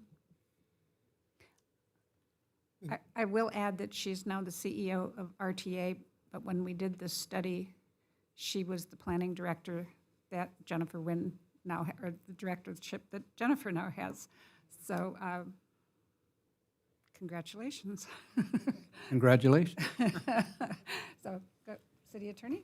Yes, I was just going to run through the high points of the agreement that the council is being asked to look at today. RTA is going to be funding $13.8 million towards the transit portion of the hub. $7 million of that is going to be coming from the grant. RTA is going to be responsible for the design, engineering, construction of the hub. They will be seeking all relevant city permits. They are going to provide public bus transit service at the hub. They are going to be handling the maintenance and the security, which is listed as 24/7. They're going to be providing the required insurance. If for some reason the cost exceeds 13.8, the agreement requires that the parties work in good faith, meet and confer on how to address that. For the city side, we're going to be handling, we're going to be the lead agency for CEQA and NEPA purposes. We are going to be licensing the site under a 40-year license to RTA. That is the minimum useful life under the federal transit guidelines. We are going to be waiving approximately $12,573 in fees. And we have agreed to initiate the formation of a community facilities district, a Melrose district, within 5 years of the beginning of the hub operation. And we will be looking to create that CFD in order to cover at least 50% of the ongoing maintenance and security costs of the hub.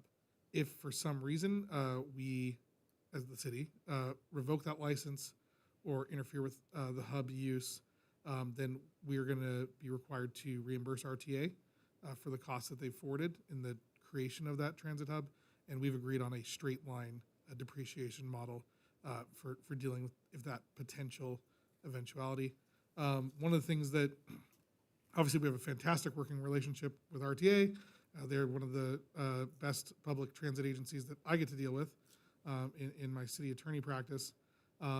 We did address something that is making city attorneys nervous throughout the state. Those are changes in state law that may provide transit agencies with extra zoning powers within the cities. RTA was very easy to deal with on that particular issue, so we put some explicit language in the agreement where the city maintains its police, zoning, and regulatory powers over the site, and RTA expressly disclaims any that it may get through current or future state law changes. So Very good. those are the highlights. Very good. When we went through the design on this with the public and the downtown specific plan, we had talked about security and crime and everything else in the surrounding area. I thought we had added in there that there would be a small location available for Hemet Police Department to actually be on site. Is that still in the plan? I mean, they're across the street, but we had talked about maybe a room where officers could spend some time, do some reports or whatever, and just have the availability and visibility of a police car and a uniformed person. Is that still viable?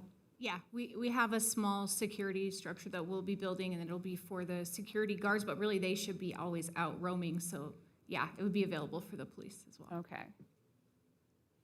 Any other questions or comments? Who brings in the security guards? You or us? We do. You do, okay. And who controls the day-to-day operations there?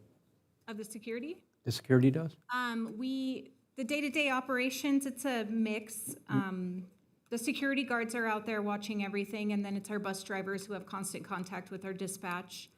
And then we also have our Hemet facility here where we have operations supervisors, which are used to go out and help out in the field whenever there's anything going on, and they help the drivers and support them. So they would be coming out here as well. Will this hub be working 24/7 or just from certain hours to? Not at this point, I don't see it working 24/7. I think we probably have service 4 a.m. to maybe 10 p.m. here Okay. right now. And so after that, no security there? Yeah. Okay. What happens if ridership is low? I mean, if we don't get the ridership that you're looking for? We need this based on the ridership we have right now. In this area, we're taking, minus dial-a-ride, we're taking like 33,000 trips. Wow. That was March's number, and so we've outgrown them all. That's part of how this all happened, is that we have too many buses to be able to lay over there. There's no place for the drivers to be able to quickly run to the restroom. It was just, we've just outgrown it, and we need some place that's more organized that we can control. Okay, thank you. And also benefit of this location is that there's the availability of the Metrolink to come right through.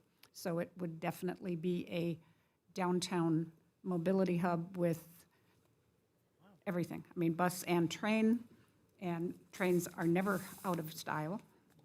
So I'm pushing for that. Can I push you to push that? I'm pushing. I am know. pushing.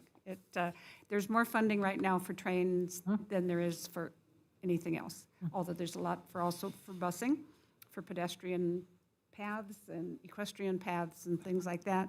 They just, seems the governments higher than us don't like automobiles and trucks. Yeah. So, any other questions or comments? I Yes. do.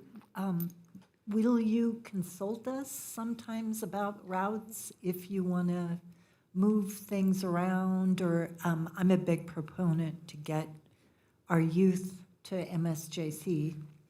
And so to see a very consistent to and from, will you ask us sometimes what we want? So we have, you have a spot on the board, and anytime that we make any sort of service changes, it goes through the board of directors, and they have to approve it. It goes through a public process. We're bound by Title VI civil rights. So there's a very strict process for when we do make changes, and you definitely will be able to provide input. Very good. Thank you. Yes. Okay, any other questions or comments from council? Are there any public speakers on this? No registered speakers. All righty, what is your pleasure? Make a motion? Oh, you're going to, go ahead. No, go ahead.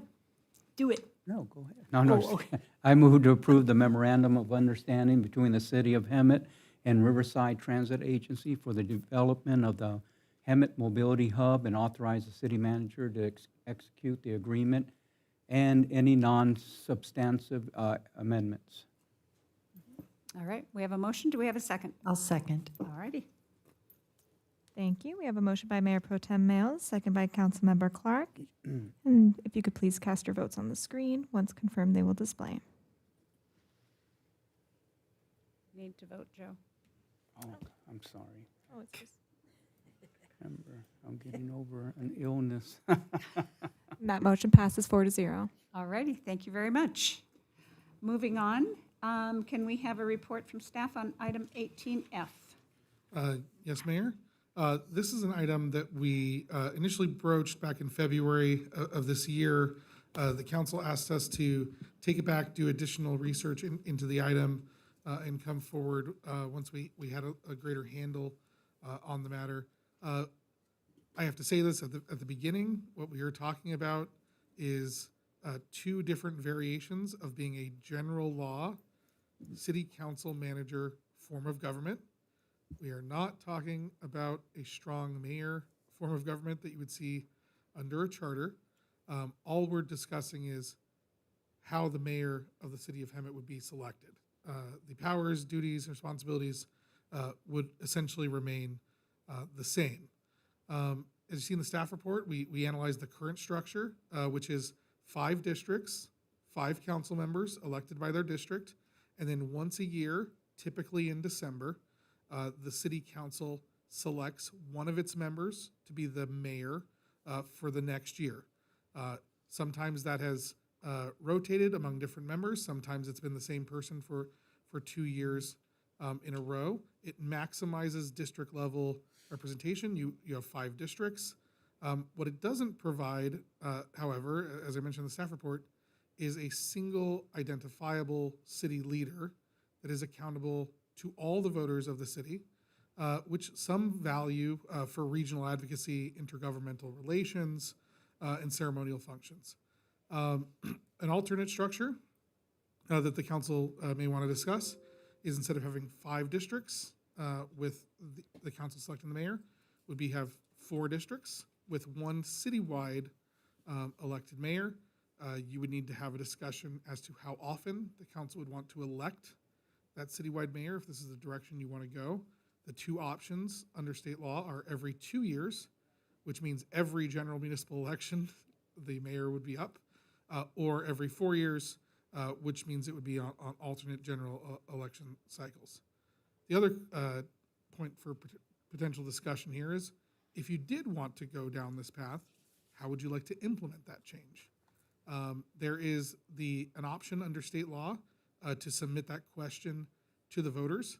It's a little clunky. There's mandatory questions that we have to ask. And one of the things that's really frustrating for me is the first question is pretty easy. Shall we have a citywide elected mayor? Okay, great. The second question is, shall the term be 2 years? Yes, no. And then the third question is, shall the term be 4 years? Yes, no. I thought it'd be easier just to say, shall the term be 2 years or 4 years, 2 or 4, but state law doesn't authorize us to ask the question in that way. So you ask 3 questions, and we'll just have to see which gets more votes, I guess. An alternative, and this is under the California Voting Rights Act, the legislature has put language in the California Voting Rights Act, says notwithstanding any other process or procedure that exists under law, the city council could adopt an ordinance that provides for 5 districts or 4 districts with an at-large mayor. The only hook for that one is that we would have to show how that ordinance would further the purposes of the California Voting Rights Act. And so, like I said before, having that citywide accountable individual who would also perhaps be a voice for the city on regional issues and intergovernmental issues, I think that would be primarily the way that, if the council directs us to go that way, how we would demonstrate compliance with the California Voting Rights Act. But ultimately, I know I've thrown a lot of sort of talking points and questions for you. I think it goes like this as a decision tree. Do we even want to do this? Yes, no? Do we want to explore it? If you do you want to send it to the voters? Or do you want to have it done by ordinance here by the council? And if you do that, what term length essentially do you want? I would say that, if you go the way of doing the ordinance, you save on a citywide election, in the sense that we don't have to have a citywide election on this topic. Conceivably, the city council could make this transition occur for the 2026 general election. As you have an opportunity at this point to eliminate one district, there might be someone at this dais whose district would make logistical sense to eliminate at this time. So that may be a thing that you would want to discuss. But I would say is, if you do go that ordinance direction, I think my recommendation would be to give us direction to draft the ordinance, but also to immediately begin working with the demographer. Because I believe 3 of you were on the council the last time we did the census redistricting. And it's a relatively simple process, but you have to have several public hearings. You have to do a lot of the work. Luckily, we would likely be able to reuse the services of our demographer last time. We're using the same data sets because it's the every 10 years, I think it's decennial? Every 10 years. Every 10 years. It's every 10 years census. And so it's the same data set that we'd be working with. You would just have to figure out a way to convert 5 districts to 4 in a way that maintains community continuity. End of staff report. Very good. Questions or comments? I would like to see the city of Hemet elect a mayor. Right now, a lot of people don't even know who the mayor is. I was mayor last year. For a couple of months, I had staff calling me the mayor. And I wasn't the mayor, I was city council. So even our own staff cannot keep track of who the mayor of Hemet is. So for that reason, I think if people see a name on a ballot and they're going to vote, they're going to choose wisely, hopefully, and they will probably follow that person. And they'll probably get more involved with what's happening in the city. And that's what we want. We want community input. We want to have, people's voices heard. Another thing is for continuity. If you have a mayor one year that's working beautifully with the city manager and department heads, and then you get somebody coming in the next year totally different personality. You know, it could be a newer member of the council that the city manager and the department heads haven't worked with before as closely, and they may butt heads, you know. There's pros and cons to 2 years and 4 years. I mean, if you get a good one, you want them for 4 years. But what if you don't like the mayor? You know, then you're stuck with him for 4 years. So, but, you know, it would save on costs. And again, for continuity and knowledge, then people, I think, would know who the mayor is for several years. So I would like to see us do the ordinance and go forward with it and have the people elect a mayor for 4 years. Any other comments? What's the cost? For which option? The ordinance that she's, So the ordinance is basically free. I write it, I'm under the retainer, right? Either path you go, whether you go the ballot path or you go the ordinance path, if you want to move to 4 districts and an elective mayor, you're gonna have to pay the demographer to do the districts. We estimate that cost based on the last time we did it. Last time it was about $50,000. So we think it'll be about the same. There's probably gonna be some significant cost savings because it's the same data set that they've already worked with. We're gonna try to use the same demographer. So we see there'll be some savings there. However, we did this 2-3 years ago. Everything's more expensive than it was 2-3 years ago. So I figured those two things would probably balance each other out, and it would end up being roughly the same cost. so if we do the ordinance, we don't have to send it to the voters, or we do have to send it to the voters? So you have 2 options under state law. The council can adopt an ordinance that transitions to the at-large mayor with 4 districts, or you can send it to the voters. You have- Okay. Just like you can pass an ordinance yourselves, or you can send an ordinance to the voters. So You have that option. We become at-large then, or just the mayor? The mayor would be at-large. Because, okay. I don't believe the demographics of the city would support 5 at-large council members. But 4 plus a mayor, that, I think we could support that. Because I know we were an at-large in 2016, and it got changed. It went over to a district. But my research states that you can't go backwards. You can only go one way. So we would not be going back to council members at large. Okay, just the mayor. Right, so the 2016 change happened because of the California Voting Rights Act. Okay, This is the law that authorizes you to adopt the ordinance that I'm talking about. okay. So why not? That's a policy question. Yeah. What was your question? For you. No, I'm just saying, that's all there is to it, just for the mayor, and then we just have to get who? A demographer. Demographer, okay. Yes. Yeah, I don't see why not. I mean, I have a motion, I have reservations. First of all, you know, I spend a lot of time over at the police and the fire, and they want to know why we would spend extra money for something that's not broken. that's true too. A lot of people don't really care who the mayor is to have it be so pronounced for this city. They love the fact that one person said to me they loved the fact that it was someone different each year because that person brought so much to the table. Like you were an awesome mayor, too. You know, I worked under you. I didn't work under Joan. I'm working under Linda.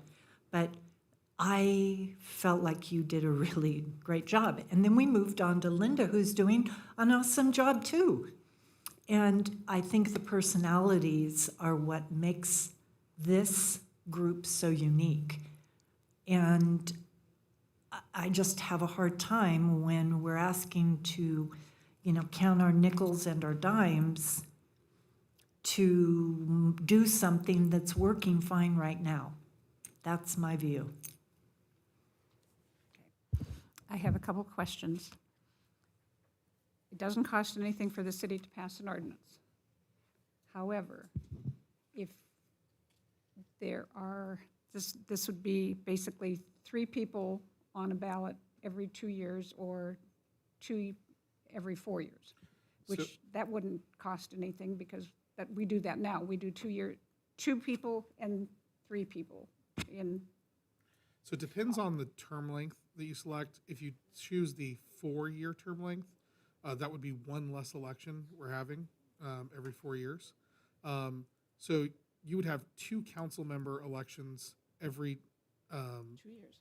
every 2 years. Every general municipal election, you have 2 council members up. If you did 4 years terms, every other election, you'd have the mayor up in a citywide election. Which there's more money, it costs more money to do a citywide election than it does to do a district election. It does. So there would be an increase in cost there. These elections are consolidated with the statewide general elections in November, which is the time where you get the most bang for your buck. Where we really run into significant costs are when we call special elections, and we're the only ones holding an election at that time. So there would be a potential cost of having additional citywide elections.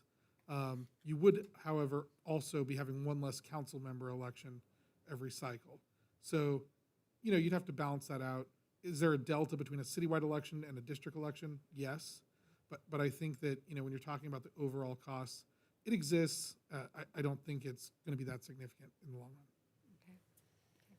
My personal feeling on this is that I think it's excellent training and opportunity for everybody to have the benefit or the choice of being the mayor when they're on council.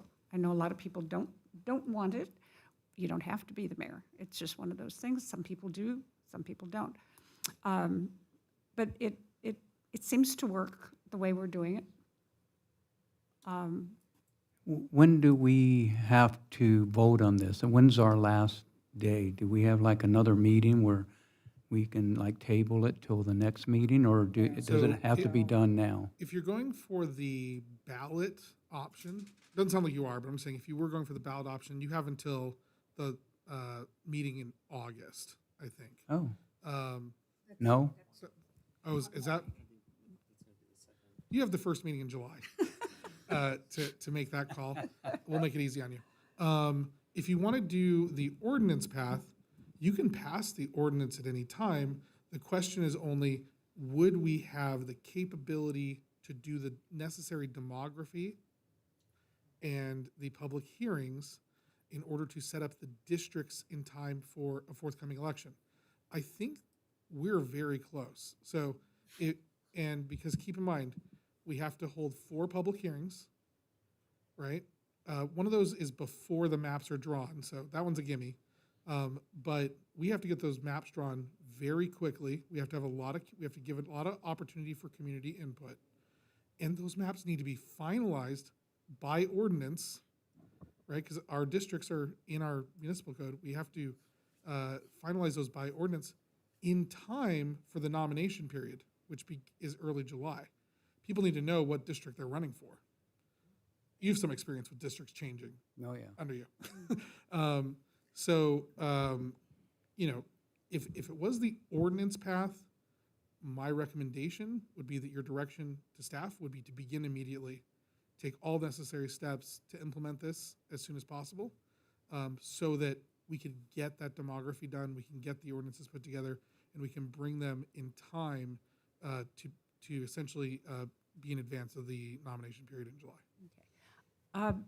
My concern right now, voting on this tonight, is that Tom is the one that brought this forward, and Tom is not here. We need to do a vote when Tom is here. All right, then let's table it. I mean, that's just, it would not be here if it hadn't been for Tom. So I don't know if we have any, I don't know when he'll be back. If we continued this to the next meeting, would that still give enough time? If that's the will of the council at that point to go forward, would we still have enough time to do all of this? I think it's really challenging. Because, sorry.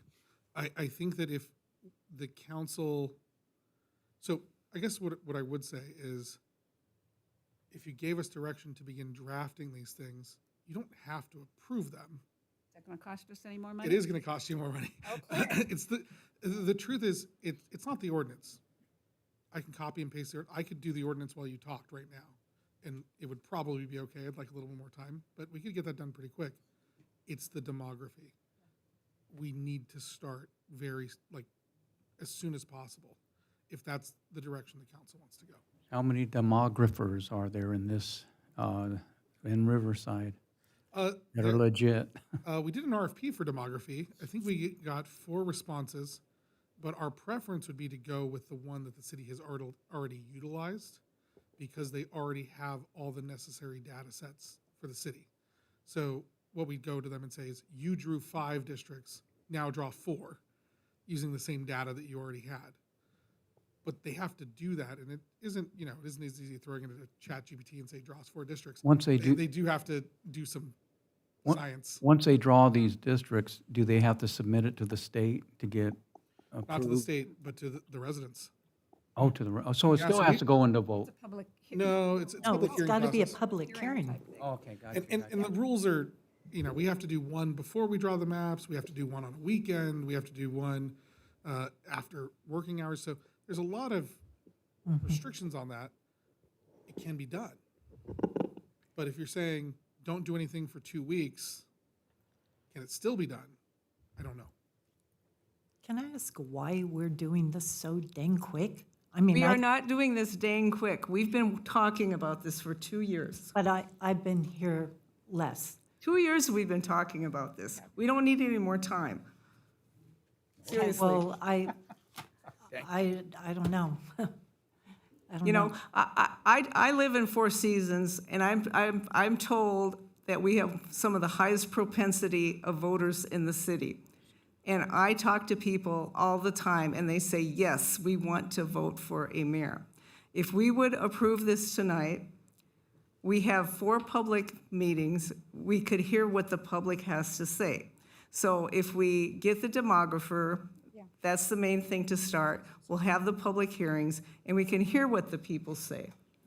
Okay, I am going to make a suggestion. We do a brief recess and get Tom on the phone and see what he has to say. Can we legally do that? Yes, so without getting into privacy concerns, the council member does have a valid medical reason for appearing remotely. So we can go through the process under state law to bring him in remotely. And I also believe that he has a valid reason to not appear audio-visually. We could have him appear audibly only and participate in the conversation, and if necessary, the vote. I would recommend you take a short I recess would to like give to us a have chance to set that up. his input. He's the one that brought it forward.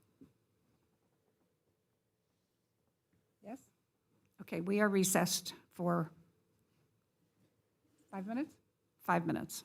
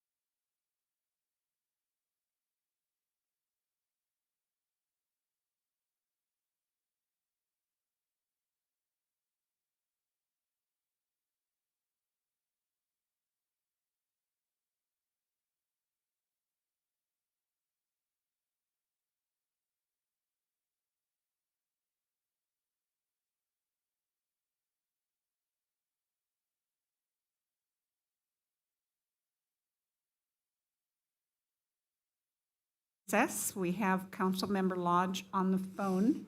So I would ask for a motion, how do I do this, to allow him to participate via Tom, do we still telephone? have you? Yes, so the motion would be to allow him to participate remotely and based on his medical reasons to allow him to participate by telephone only. That's the motion. I'll second. So we have a motion and a second. We do a voice vote on this? or- So all votes need to be roll call votes Okay. Oh, okay. while he's participating remotely. There we go. I'm so sorry. Couldn't hear the motion in the second again. I made the motion. Thank you. I second it. And Connie seconded it. We have a motion by Mayor Krupa, second by Councilmember Clark. We'll do roll call. Councilmember Clark? Yes. Councilmember Peterson? Yes. Mayor Pro Tem Males? Yeah, this is to have him. What are we voting on? To have Tom For Tom Lodge's remote participation. remote Oh, for participation. Tom to be on? Yes. Oh, yeah, sure. Is that legal? That's legal, right? That motion passes. Okay, yeah. Oh, my. Yes. There we go. That motion passes 4-0. And then, Okay. Councilmember Lodge, can you please identify if anyone 18 years or older is in the room with you and what your relationship to that person is? Okay, and you can hear us just fine? Okay. Mayor, back to you. Okay. Tom, we are on, there, okay. We are discussing item 18F, which is the analysis of current rotating mayor and 5 district council structure versus a directly elected mayor and 4 district council structures. We basically have said our piece here. What is your opinion on that? And then we will go to a motion.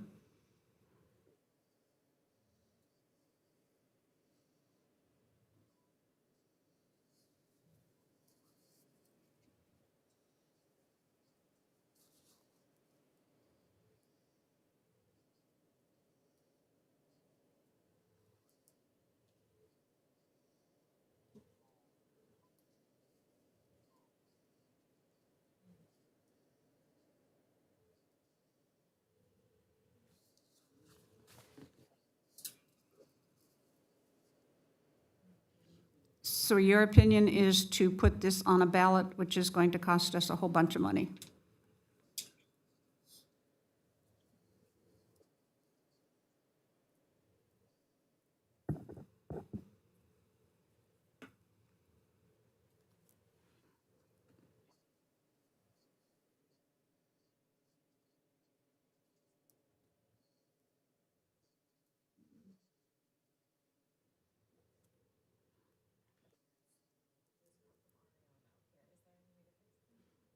Okay, so the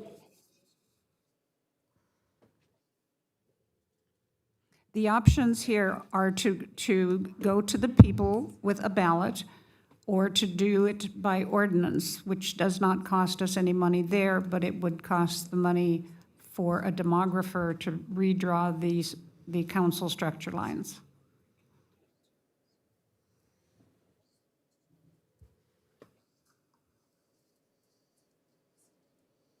Split. We are split. That's why we're calling you.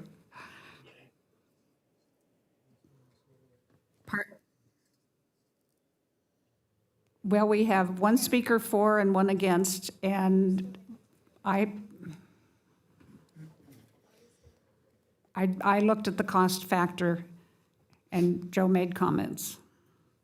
So I guess what we need to know is, do we want to do this if it's going to cost us money, or do we want to do this if it doesn't cost us money?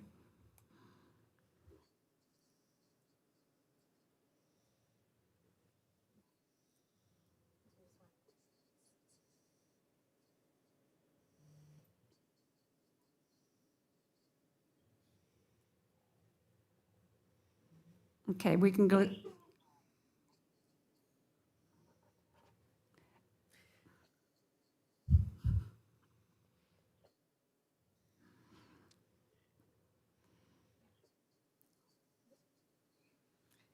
May I say something? Yes, you can. So Tom, you must have gotten some feedback from some people, or else you wouldn't have put this on the agenda.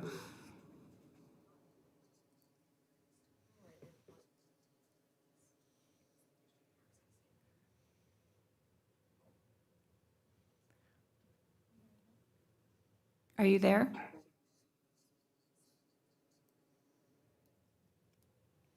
So your whole object of bringing this forward was to put it out to the people for a vote, not to do it as an ordinance internally?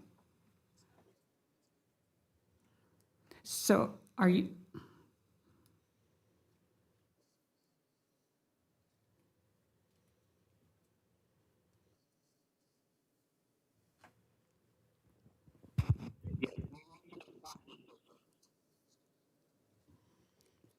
Okay, then we need to have a motion one way or the other.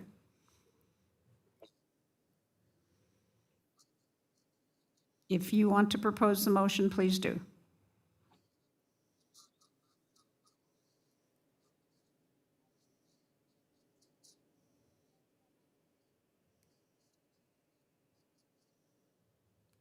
Okay, do we have a second? I'll second. Okay, we have a motion by Tom Lodge and a second by Connie Clark. Thank you, Mayor. We have a motion by Councilmember Lodge, second by Councilmember Clark to withdraw the item from the agenda. Councilmember Clark? Yes. Councilmember Lodge? Councilmember Peterson? No. Mayor Pro Tem Males? I am truly undecided right now. I know we don't have the money, but I believe this should be done, but, oh my God.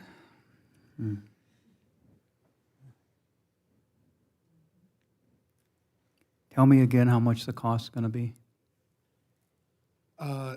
For the demographer, over the full course of their work, we estimate it'll be approximately $50,000. 15 or 50? 50. 50.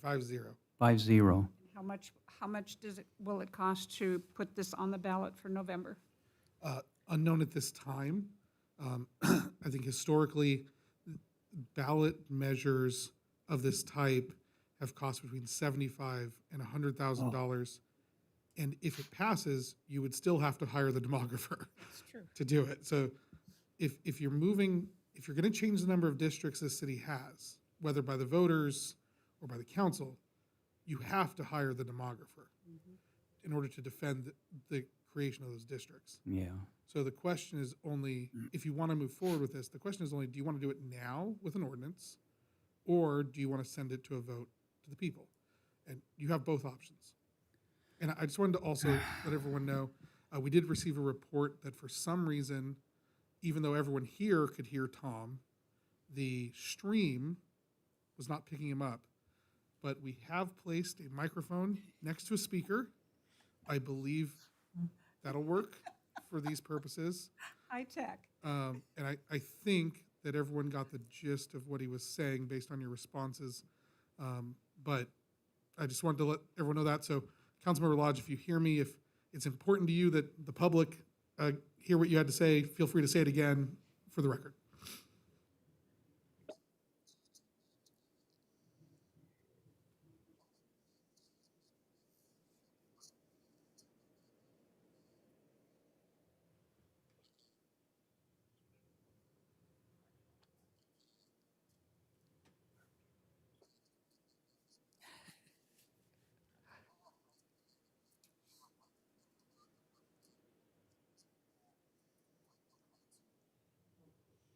Okay, so your vote was to remove this from the agenda at this time, and I took that essentially as a motion to table. yes, yes, okay, all right. So you still have to vote, Joe. Oh my God. So we're talking about $150,000 cost. Attorney? Only 50. No, it's not only 50. If we do the ordinance, it's only 50. Where did the $100,000 come from that he mentioned? Going to a vote of the people. So if Put we it just on the do the ballot. ordinance, it's 50,000. Where's the other, you said something about 100,000. Yeah, so there's the cost of the demographer, which you're gonna pay whether you do an ordinance here at the council, or if you send it to the voters and they pass it. Because you have to redraw the districts to go from 5 council members districts to 4. Right. Okay? The 100,000, 75 to 100, that's an estimate. This thing changes constantly. Sometimes it goes much higher, sometimes it goes a little lower, okay? That is the cost of a citywide election on a ballot initiative, which is essentially what this is. Keep in mind, we're asking 3 questions, Right. and we get charged per For question. each question. The first one's more expensive. There's an additional cost for the others because they do have to count those and tally those, right? So it's essentially three initiatives that you're sending out. So we're paying 50,000 for That person. that guy. Demographer, Then we're spending 75 to 100,000 to get it on the ballot in November. that is an estimate. If it comes in higher, I don't want you to be mad at me. I'm the city attorney, I'm not the finance director. But that is an estimate based on the past election costs the city has had. The last time we talked about this, our city clerk, John Mayer, said it would be about $70,000 for the 3 questions, the last time we brought it up. And that was, I think, for the June statewide election, is when he was looking at it. And this is general, they're different, They can be. Cost, yeah. Again, it's an estimate. So we're looking at 150,000. Not if you do the ordinance. No, because you still have to put it on the ballot, right? No, you don't. No, if we do an ordinance, it's done. It's done. We have to pay for the demographer. That's it. If That's we it. put it on the ballot for the people to vote on, it's going to cost us the additional 75 to 100,000 plus the 50,000 for the demographer. So the ordinance is only 50, and that's the route we're going to Right. take, right? That's what we're voting on. That's what you're voting on right now. Right now, the motion is to table, which is take no action. Yeah. So yes means take no action. No means discussion continues. Discussion continues. So we haven't voted then on, You haven't voted. I just want to be clear, because you bring So, 50,000, then you bring Let's 100,000. back it up a second. Where do you want this to end up? If we're going to do this, I don't want it to be past 50,000. I don't want to pay more than 50,000. So then you would probably vote against tabling this. Okay, then I'll So- vote no. And then Mayor Krupa? That's a good question. I don't like any part of it. So, what did you say?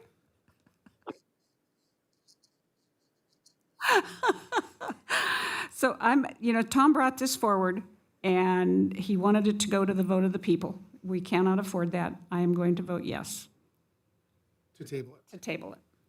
Because that, I don't think Tom, and I don't want to put words in your mouth, Tom, but you wanted to go to the people to find out what the people of Hemet wanted, whether they wanted to vote on a mayor or not vote on a mayor, not for us to decide what was going to happen. All righty. That motion passes 3-2. That motion passes then, so we're removing it with a vote of 3-2.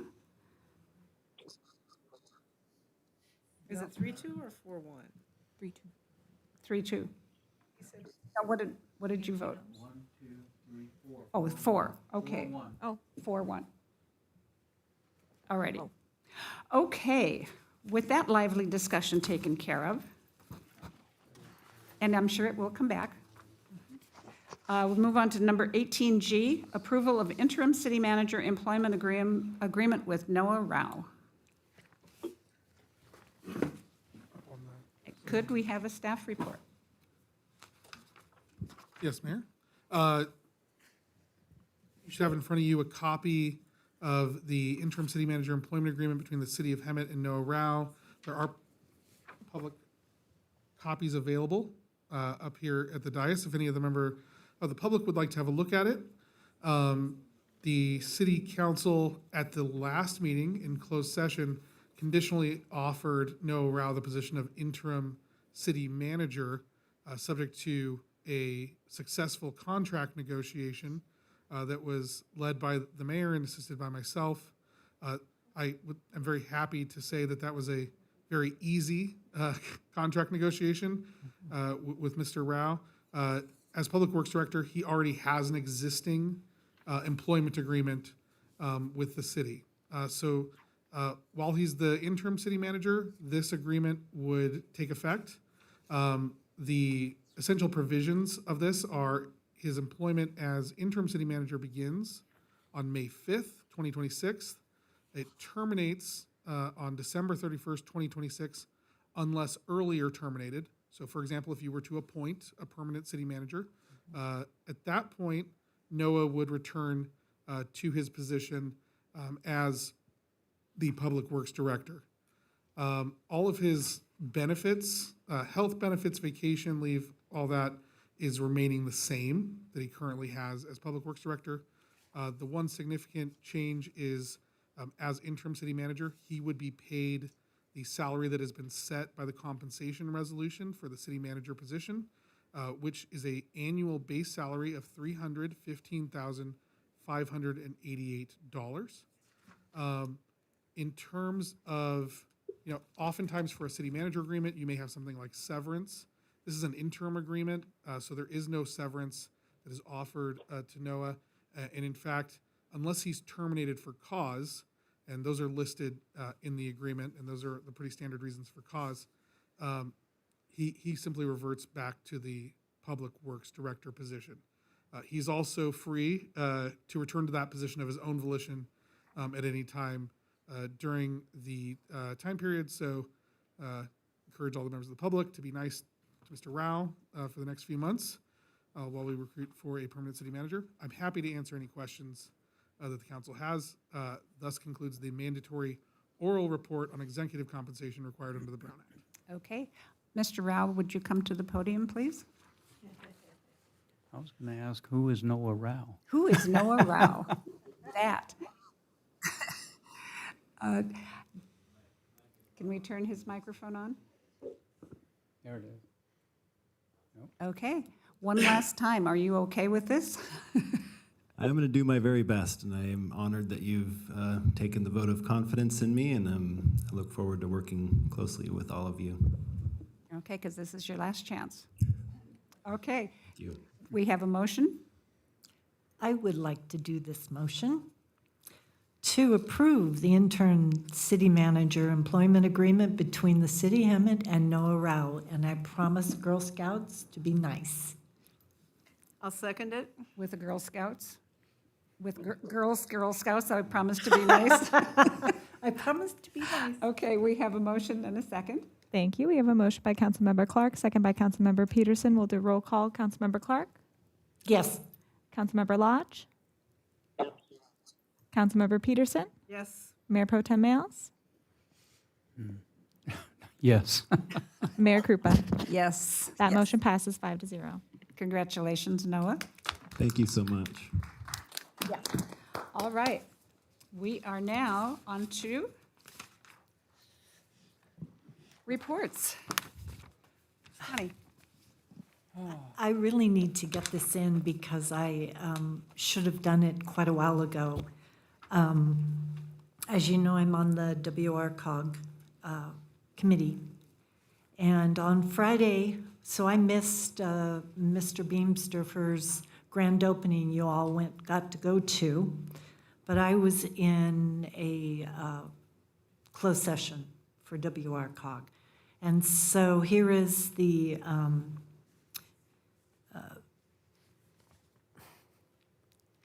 here it is. Here's the report, yeah. Friday, 3/27/26, Brenda Denstadt. At the conclusion of today's special executive committee meeting, the committee took action in closed session to dismiss Dr. Kurt Wilson as executive director of WRCOG. This action was effective immediately. Per law, the dismissal was reported out of the conclusion of the meeting. I've needed to officially let you all know that since March. And so I'm going to because I know tonight has been long, but that was my biggest. Thank you for doing that. Yes, that was necessary. So, Tom, do you have anything you want to report?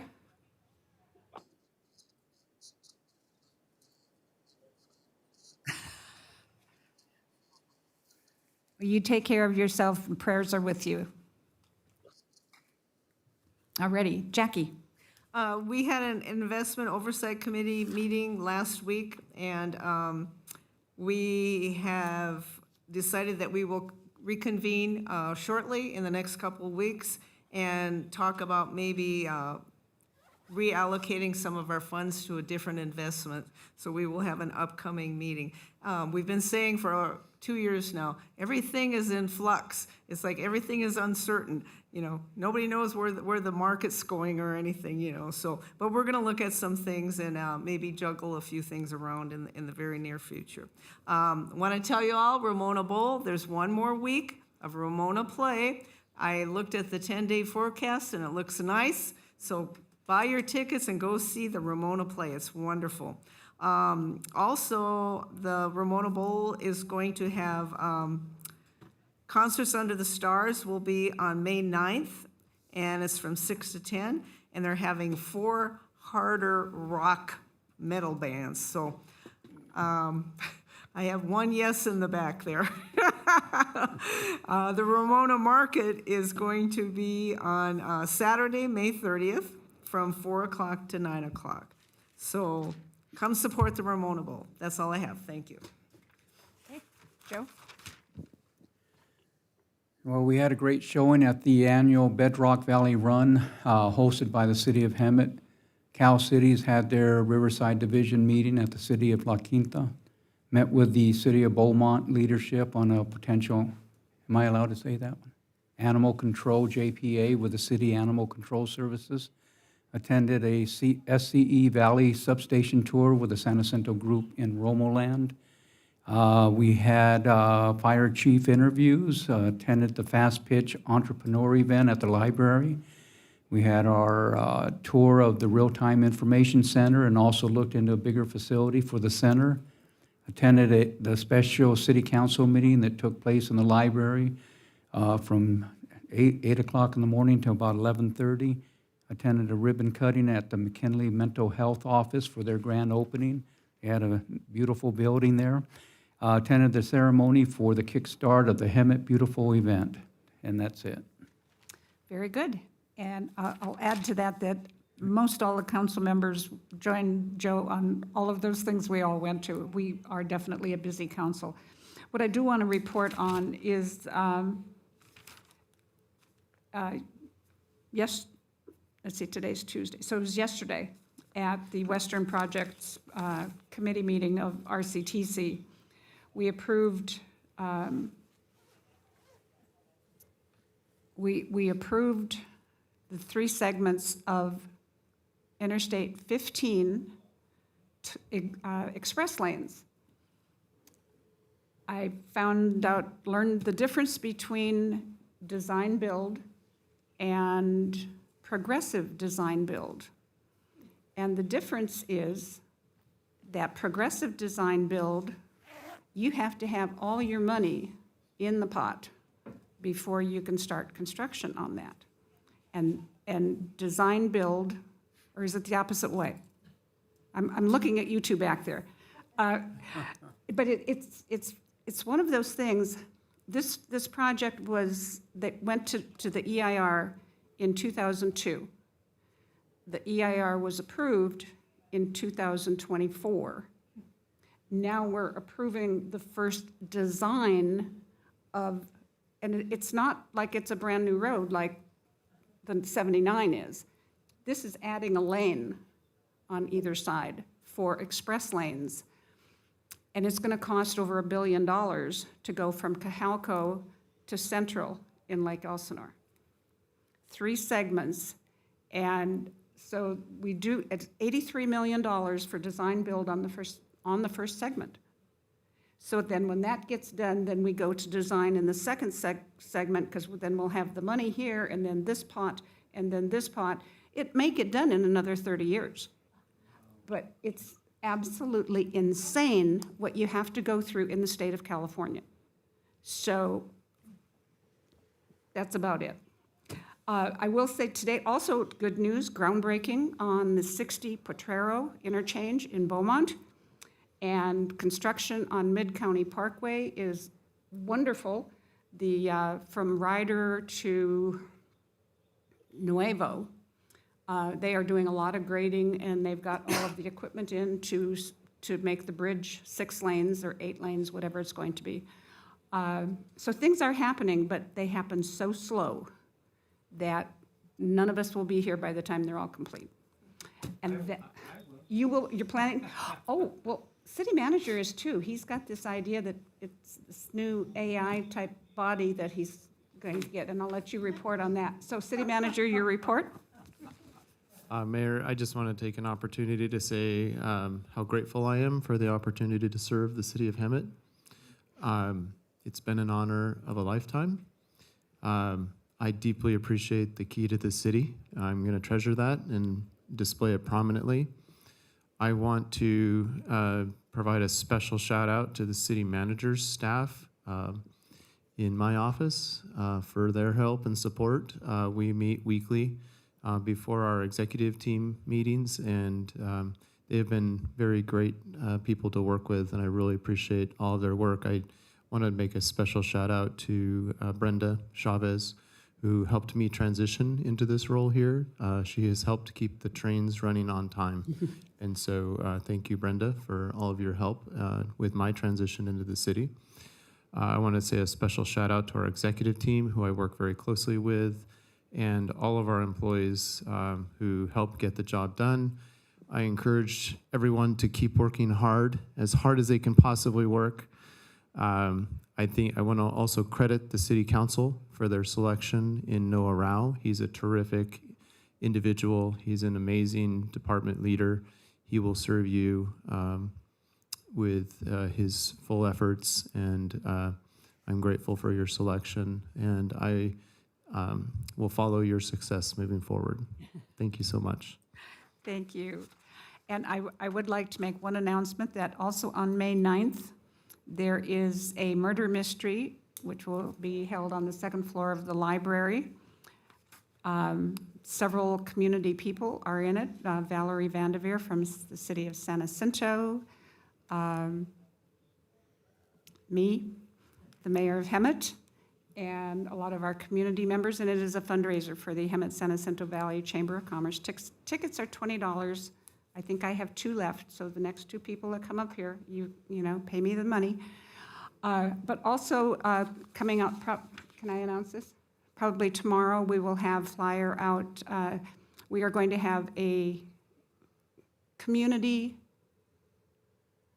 celebration of Mark Prestwich up at the Ramona Bowl on May 22nd.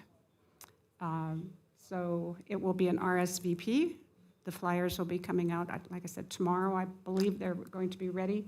And first come, first served on that one. But it probably will be testimonial and roasting, because we do have a lot of stuff on you. Yeah, you. So it'll be fun. And seeing no further business, Tom, thank you for joining us in this tonight. We appreciate that, and we look forward to seeing you in person. There being no further business, this meeting is adjourned to the next city council meeting on May 12th, 2026. Thank you for joining us. We are adjourned. Kathy, I'm taking this on May 26th.